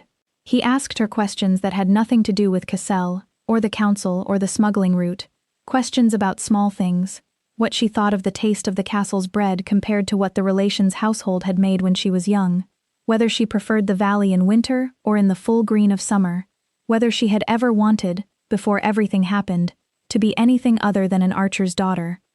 She found herself answering honestly, more honestly than she had answered anyone in years, because he listened the way her father used to listen, with the whole of his attention, without the distracted half-interest most people offered while already composing their own reply. And in turn, though it took longer, she found herself asking him questions too, about the years before he was king, about the scar on his jaw, which he told her, one evening with the wind picking up off the valley, and carrying the first bite of the coming season, had come from a rock slide during a border patrol in his 19th year, not from any battle worth telling stories about, simply bad luck and a poorly chosen path along an unstable slope. "I nearly died for something so unremarkable," he said, "that for years I told people it happened in a skirmish, because the truth felt like it embarrassed the scar. Eventually I stopped bothering with the lie. The truth is usually simpler than what people expect, and simpler things tend to hold up better under repetition." She thought, listening to him, that this was perhaps the truest thing he had told her yet, and she found herself, against every instinct 11 years of careful self-protection had built into her, beginning to trust the shape of it. Breda took longer to come around than either Goran or Sven, which did not surprise Mabel in the slightest, since Breda had never in the 11 years Mabel had known her been a woman inclined to hurry any opinion she held, favorably or otherwise. For the better part of a month, the senior waitress treated Mabel with a kind of wary formality, as though uncertain whether the girl she had scolded over herb measurements for a decade had somehow, overnight, become a person she needed to address differently, and resenting the uncertainty more than she resented anything Mabel had actually done. The thaw, when it came, arrived sideways, the way most things about Breda arrived. Mabel had returned to the kitchens one gray afternoon to find Breda struggling with a delivery of preserved winter stores that had been stacked wrong by the cellar boys, jars threatening to slide from a leaning crate, and had simply stepped in without a word to help steady the load. the way she would have done any afternoon in the previous 11 years, before any of this had happened. They worked in silence for several minutes, restacking the crate properly, and when it was done, Bretta straightened, wiped her hands on her apron, and looked at Mabel for a long moment with an expression that was not quite an apology, but was reaching in that general direction. "You could have let me struggle with that," Bretta said. "Wouldn't have blamed you, given how I've been." "You'd have done the same for me," Mabel said. 11 years ago, or now. That hasn't changed just because other things did." Bretta made a sound that was not quite a laugh, something rougher and more genuine, and turned back to her work.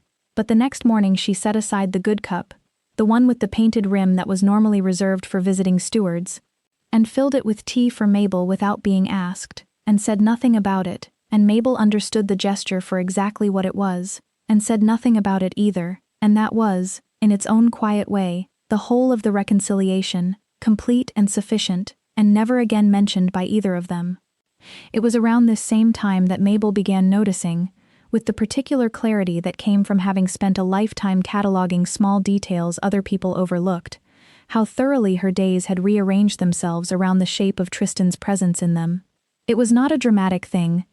There was no single moment she could point to and say, "Here, this is where it changed." It arrived instead the way the valley's wind arrived each morning, gradual, patterned, so consistent that she had stopped questioning it and started simply expecting it, the way one expects the sun to rise regardless of whether one has asked it to.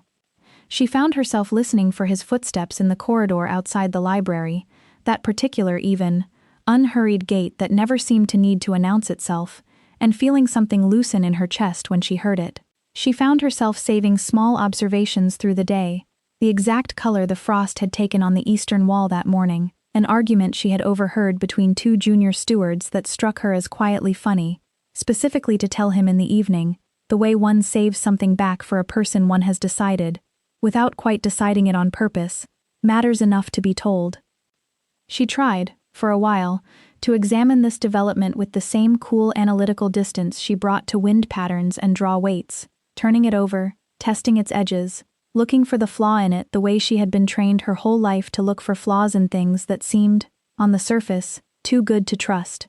She found herself unable to locate one. He had never once, in the months since the courtyard, asked anything of her that she had not first been given room to refuse. He had never made her feel, not once, that her silence was a fault to be corrected, or her competence an inconvenience to be managed. He listened to her the way her father had listened to her, and she had spent 12 years believing that particular quality of listening had died with her father on a ridge she had only ever seen from a distance, until it had turned out to be alive after all, simply waiting in a man she had not expected to find it in.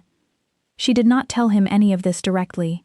She was not, by nature or by training, a woman given to open declarations, but she suspected, from the particular way he sometimes looked at her across the library table, a stillness that held something warmer than his usual careful attention, that he understood it anyway, the way he seemed to understand most things about her, before she had found the words to say them herself. There was a morning, some weeks into this slow unfolding, when Sven found her in the archive wing, sorting through a stack of old garrison correspondence that Harwick had set aside for her review, and stood in the doorway for a long moment before speaking, an unusual hesitation from a man not generally given to hesitating. "May I ask you something?" he said. "That isn't strictly related to the investigation?" She looked up. "You may ask. I make no promises about the answer." The corner of his mouth twitched, the closest thing to a smile she had yet seen cross his careful features. "Fair enough. I've served the crown for 11 years, 3 kings if you count the brief and unfortunate regency, and I have watched Tristan navigate war councils, assassination attempts, and at least 2 separate uprisings without so much as raising his voice." He paused. "I have never, in all that time, seen him seek out anyone's company the way he seeks out yours.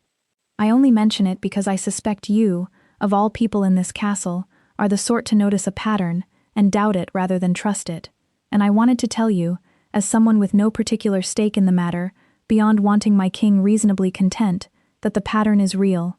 Whatever you decide to do with that information is entirely your own business."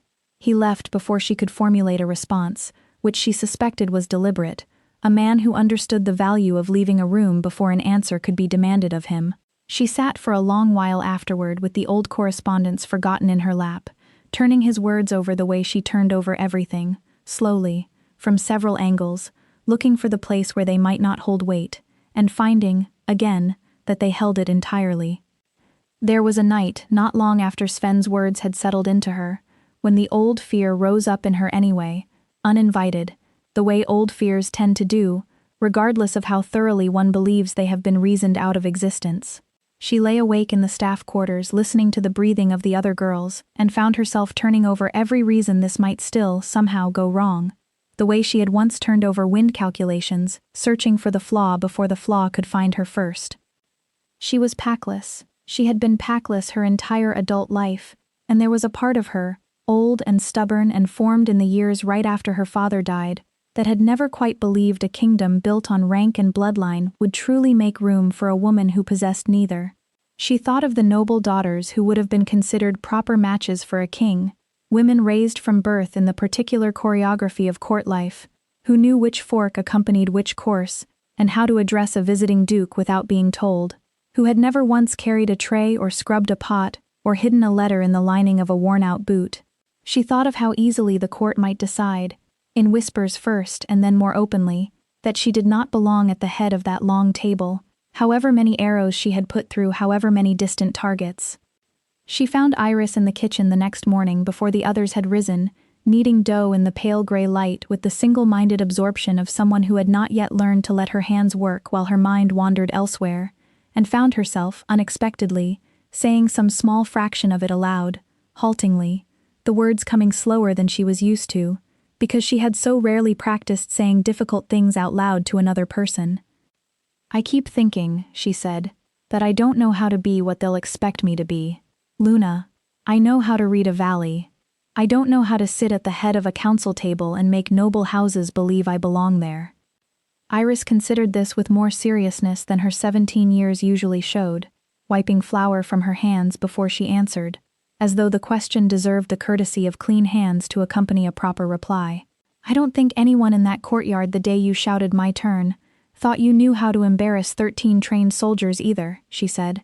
"And you did that just fine without anyone teaching you how first. Seems to me the things you're best at, you've mostly figured out by doing them, not by being taught the proper way beforehand." She paused, went back to her kneading. Besides, he didn't fall for a woman who knew which fork to use. He fell for the one who told Commander Gorin to let her speak. "I'd wager the fork business can be learned. I don't think the other part can be taught to someone who doesn't already have it." It was, Mabel thought, uncommonly wise for a girl elbow-deep in bread dough at dawn, and she carried the words with her for the rest of that day, turning them over the way she turned over everything, until they had smoothed into something she could actually rest her weight on. She raised the matter with Tristan himself that same evening, in the library, where he was working through a stack of correspondence by lamplight, and she had been pretending, for the better part of an hour, to read a volume of garrison records she had already read twice before. "I don't know the court," she said, finally, setting the volume down. "I don't know how to be Luna the way the noble daughters would know how to be Luna. I know how to read wind. I know how to carry a tray without spilling it, and how to keep my face still when someone says something cruel to me in front of witnesses.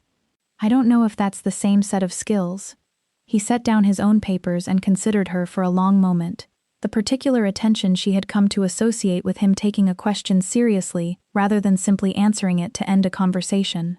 "You're right that it isn't the same set of skills," he said. "But I'd ask you to consider something. I have sat across a council table from noble daughters raised from birth for exactly that role, women who could recite the correct address for a visiting duke in their sleep, and watch them fold the moment real pressure was applied, because they had been trained in the performance of belonging rather than in the substance of it. You have spent 11 years reading rooms full of people who could destroy you with a single careless word, and surviving it, and remaining exactly yourself the entire time. I do not think you lack the skill for that table. I think you lack only the practice, and practice is the easiest of all things to give you time for." She had not expected the comparison, and found, turning it over, that she could not immediately dismantle it either. "You make it sound simple. It isn't simple. It will take years, and there will be rooms where you feel exactly as uncertain as you feel tonight. He reached across the small table between them and covered her hand with his, an easy, unhurried gesture that had become, in these past months, entirely natural between them. But I did not ask you to stay because I believed you already knew how to sit at that table. I asked because I have watched you learn everything else you have ever needed to learn, faster and more thoroughly than anyone else in this castle, and I have no reason at all to believe this will be any different. She thought about that for a long while after she left him that night, walking back through corridors grown familiar now, in a way they had not been on that first strange evening of the War Council dinner, and found that the fear had not vanished entirely.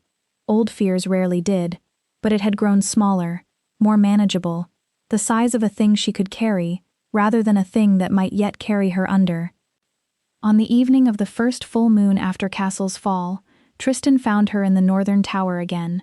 She had gone there alone without quite deciding to, drawn by something she did not examine too closely, some pull she recognized now as the tower's particular quality of honesty, the way its narrow stair and cold stone seemed to strip away the smaller performances a person carried through the rest of the castle's more crowded rooms. She had climbed the 43 steps in the blue dusk light, past arrow loops that let in thin blades of the day's last color, and had stood at the window for a long while simply breathing, letting the valley's familiar cold settle into her the way it always did. The window was open to the night, the valley silver and dark below, the moon riding high and full above the Ashvin Ridge, throwing enough light that she could make out the pale stone outcrop where, months ago now, a man's life had ended on her exhale. It no longer felt like a wound to look at it, it felt, instead, like a scar she had made peace with carrying, visible but no longer tender to the touch. The Ashvin Ridge was a quiet line on the horizon, unremarkable now, simply geography again, rather than the shape of grief given a location. She was not carrying anything. She was simply standing there, which was something she had rarely allowed herself. To stand somewhere without a purpose, without a tray or a task or a reason that could be explained to someone else if they happened to ask. It was, she had come to realize over these past months, one of the small freedoms that had come along with everything else Cassell's fall had unlocked in her life. The freedom to simply exist in a room for no productive reason at all. And she was still learning how to do it without the old reflex to justify herself rising up to fill the silence. She heard him on the stair before she saw him, that particular even gait she had learned to recognize the way she had once learned to recognize the valley's wind, and she did not turn immediately, letting him arrive at his own unhurried pace, letting the moment stretch a little longer before either of them broke it with words. He stood beside her at the window, close enough that she could feel the warmth of him in the cold air, close enough that when the wind shifted, faint and early, testing the edges of the coming season, she caught the scent of him beneath it, cedar and leather, and something warmer underneath that she had come, in these past months, to think of simply as him, a scent as familiar now as pine resin and cold leather had once been. "I wanted to ask you something," he said. "Ask." A pause, longer than she expected from a man who rarely hesitated over anything. "Would you stay?" She looked at him. He was looking at the valley, not at her, and his expression had something in it she had not seen before, not in the courtyard, not in the corridor, not even in the tower on the morning of the shot. An openness, a careful vulnerability, the look of someone asking a real question and genuinely uncertain of the answer. A man accustomed to certainty in every other part of his life, setting that certainty down, deliberately, for this one moment. "Not in the kitchens," he said. "Not as anything you've been." He stopped, tried again, with the precision of a man who did not speak imprecisely, choosing each word the way she chose each adjustment to a draw. "I mean here, in this castle, at this table, as someone who matters to how this kingdom is run." Another pause, quieter. "As someone who matters to me." She was silent for a moment, the moon high, the valley still, somewhere far below a night bird calling in the dark. A lonely, ordinary sound that seemed, in that moment, to carry an unusual weight. She thought about everything she had carried, the letter, the grief, the compressed years of being told she was only here to carry and never to think. She thought about her father crouching to eye level, patient and unhurried, treating her questions as though they deserved real answers. She thought about what it had felt like when Tristan had said, "That is a fair point," 4 words, without defense, and she had not known what to do with them, had carried the strangeness of being agreed with so plainly for days afterward like a small stone in her pocket, turned over and over until its edges had smoothed. She thought about the shot, the way the grief had settled after, the shape of something completed. She thought about the months since, the library evenings, the bow that had appeared in the armory with no note attached, the laughter he had drawn out of her that she had not offered anyone in years, Sven's careful, deliberate observation left behind in a doorway like a gift he had not wanted credit for giving. She looked at him.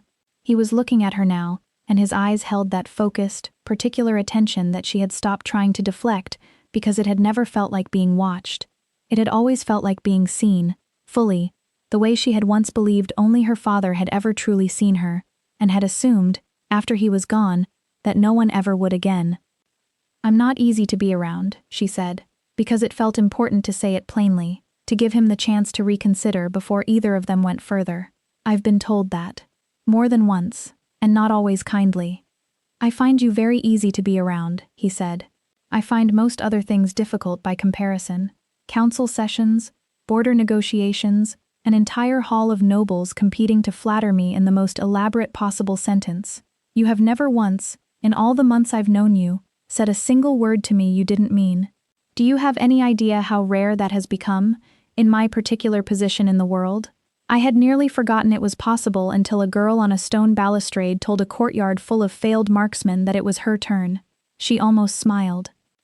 It moved across her face briefly, real and unguarded, before she could decide what to do with it, the way a real smile always seemed to arrive these days, faster than her old instinct to control her own expression could catch up to it.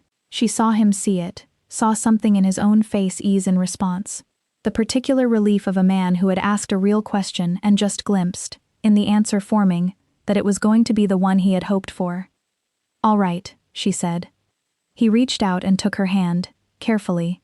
"The way you took something that had been through a great deal and deserved to be held with attention," his large and scarred hand closing gently around her smaller one, still faintly marked at the knuckles from the bowstring's old sting, a mark that had, by now, become simply part of the shape of her hand, rather than a wound to be noticed and pitied.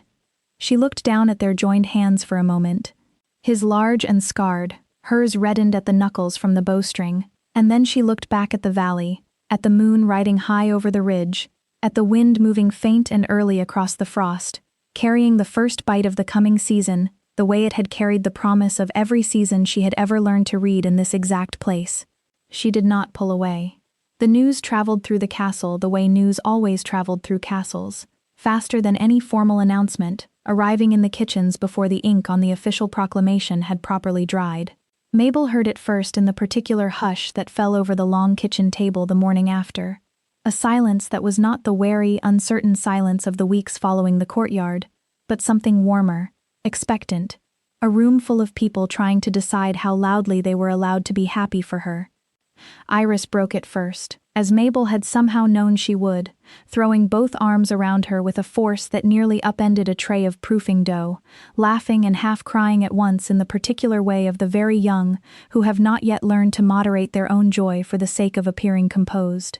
"I knew it," she said into Mabel's shoulder.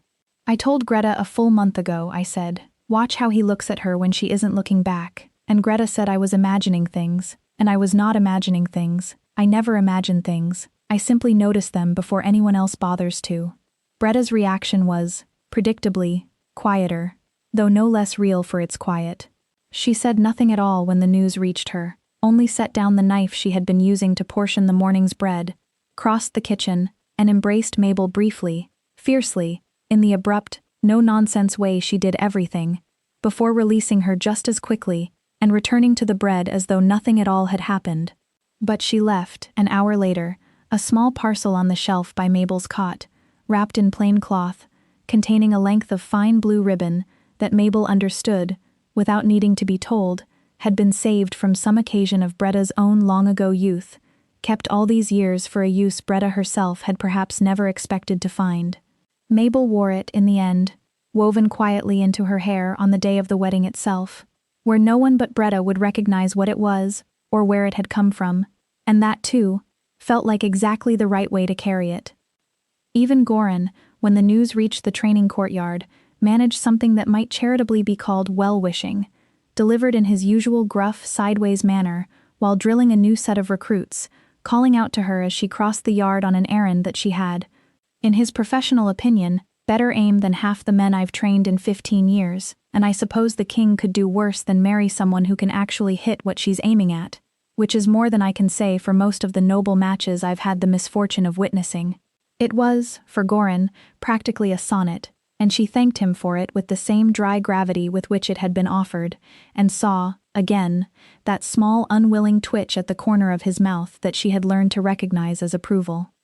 Rurik sought her out one afternoon in the training yard, some weeks into the preparations, no longer red-faced and uncertain the way he had been on that first frosted morning, but steadier now, having spent the intervening months training under her occasional guidance whenever her other duties allowed it, along with 2 of the other marksmen from the original 13, who had asked, with genuine humility, whether she might teach them what her father had taught her.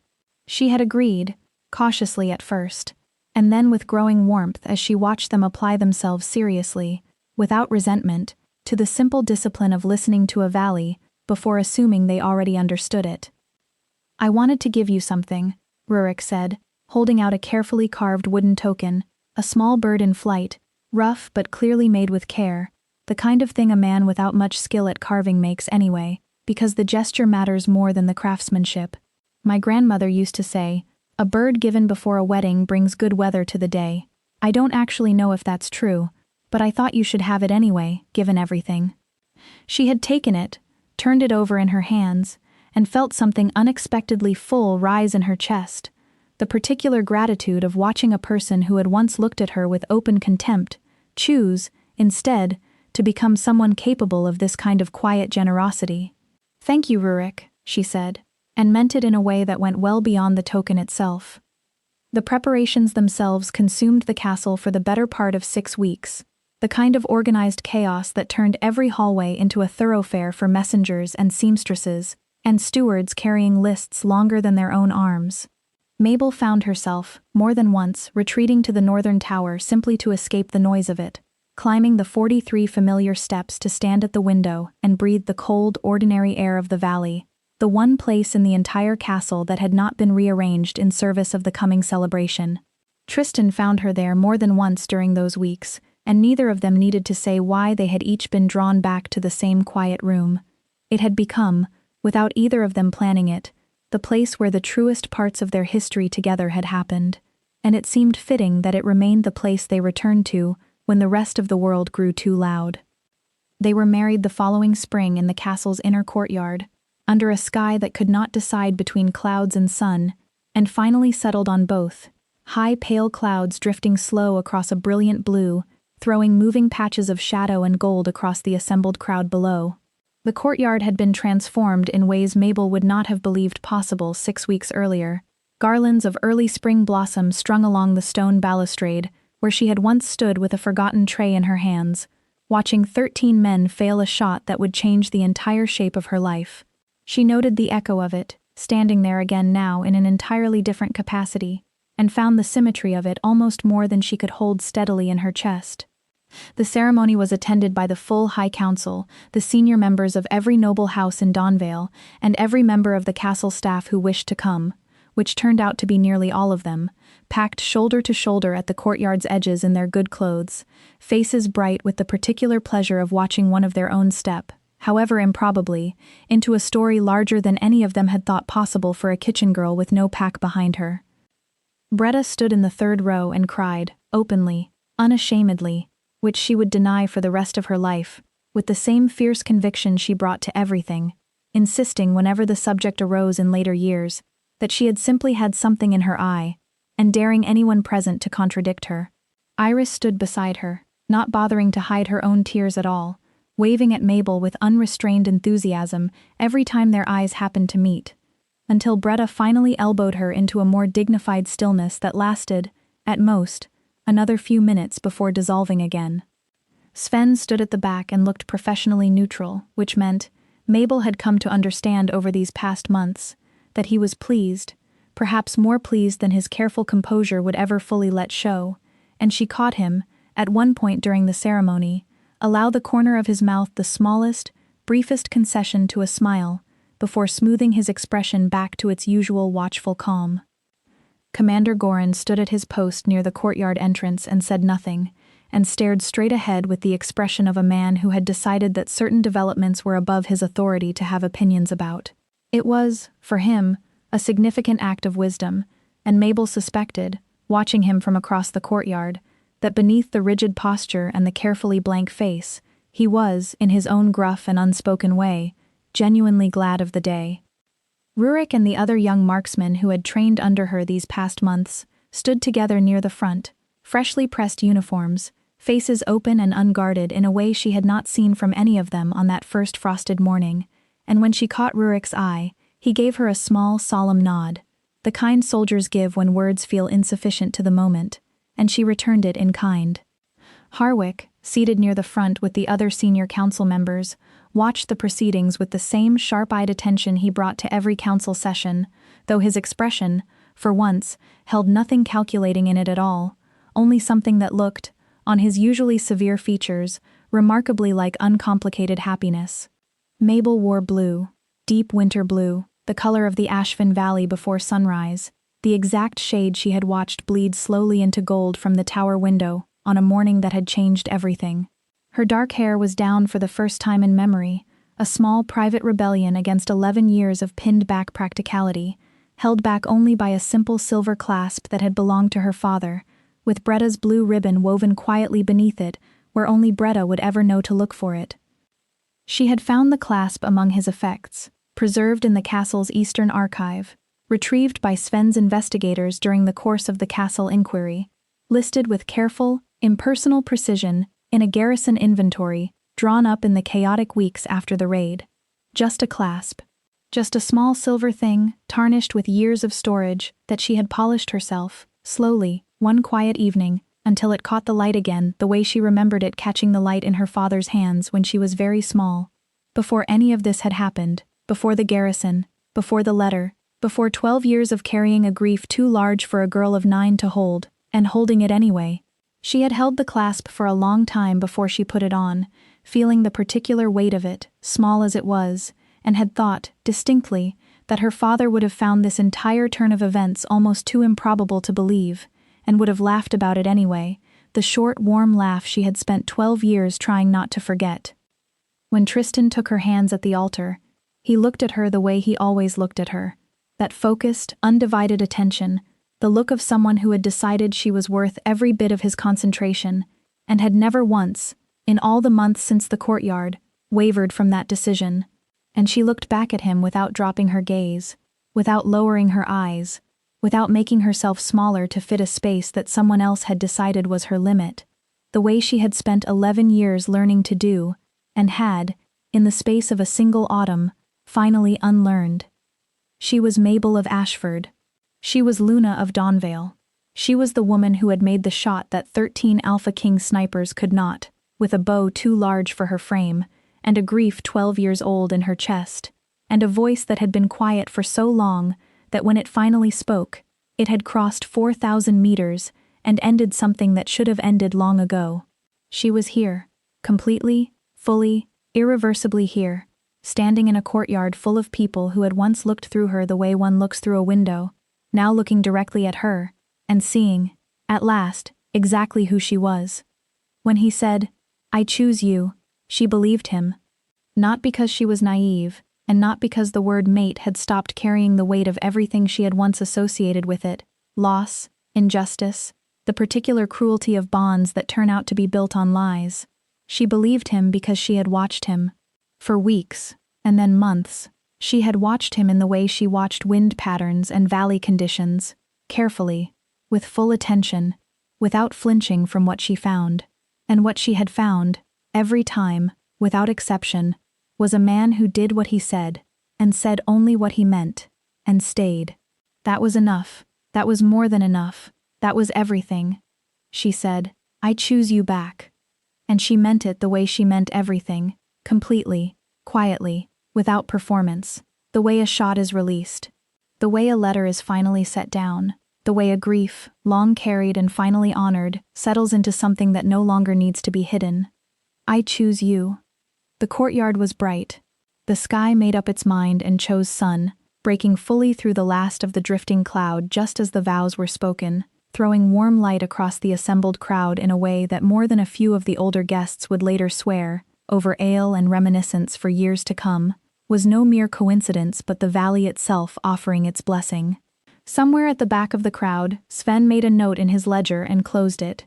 A small private gesture that Mabel would learn about only much later, when Harwick told her the story with obvious relish, that Sven's note had read, in its entirety, "Matter resolved satisfactorily," and that he had kept that particular page of the ledger long after every other page from that year had been filed away and forgotten, because some resolutions, he apparently told Harwick, were worth remembering exactly as they happened. There was nothing left to investigate. The smuggling route was dismantled, its architects imprisoned or scattered, its records seized and archived. The border garrison funding was restored. The 3 intermediaries had faced the council's justice. Lord Castle of Greyfen would not stand on another ridge and believe himself unreachable. Not that morning, not ever again. The kingdom was not perfect. No kingdom was, and Mabel knew this better than anyone, having spent 11 years close enough to its machinery to see exactly where it ground and where it leaked, exactly which gears turned smoothly and which had been left to rust through simple neglect. But it was better, and she was part of the reason it was better, in ways that were now documented, legal, and permanent. Her father's name had been entered into the formal record of the kingdom's history: Edmund of Ashford, Royal Archer, Eastern Garrison, who first identified and reported the castle smuggling network, and whose service to the crown is hereby recognized posthumously by royal decree. She had read that entry 3 times, slowly, the way she read anything that mattered, tracing the formal letters the way she had once traced the ink of an impersonal letter in the lining of a worn-out boot. Then she had folded the decree into a careful square, not out of old habit this time, but out of a new one, a habit of care rather than concealment, and placed it not in her boot, but in the cedar box on her dressing table, next to the silver clasp. Some things deserved better than a boot. Some things deserved to be kept somewhere safe, in a home that was truly home, with the window open to a valley she had learned by heart, and the sound of a kingdom going on outside, and the certainty, quiet and absolute and permanent, that she was no longer passing through her own life. She was living it.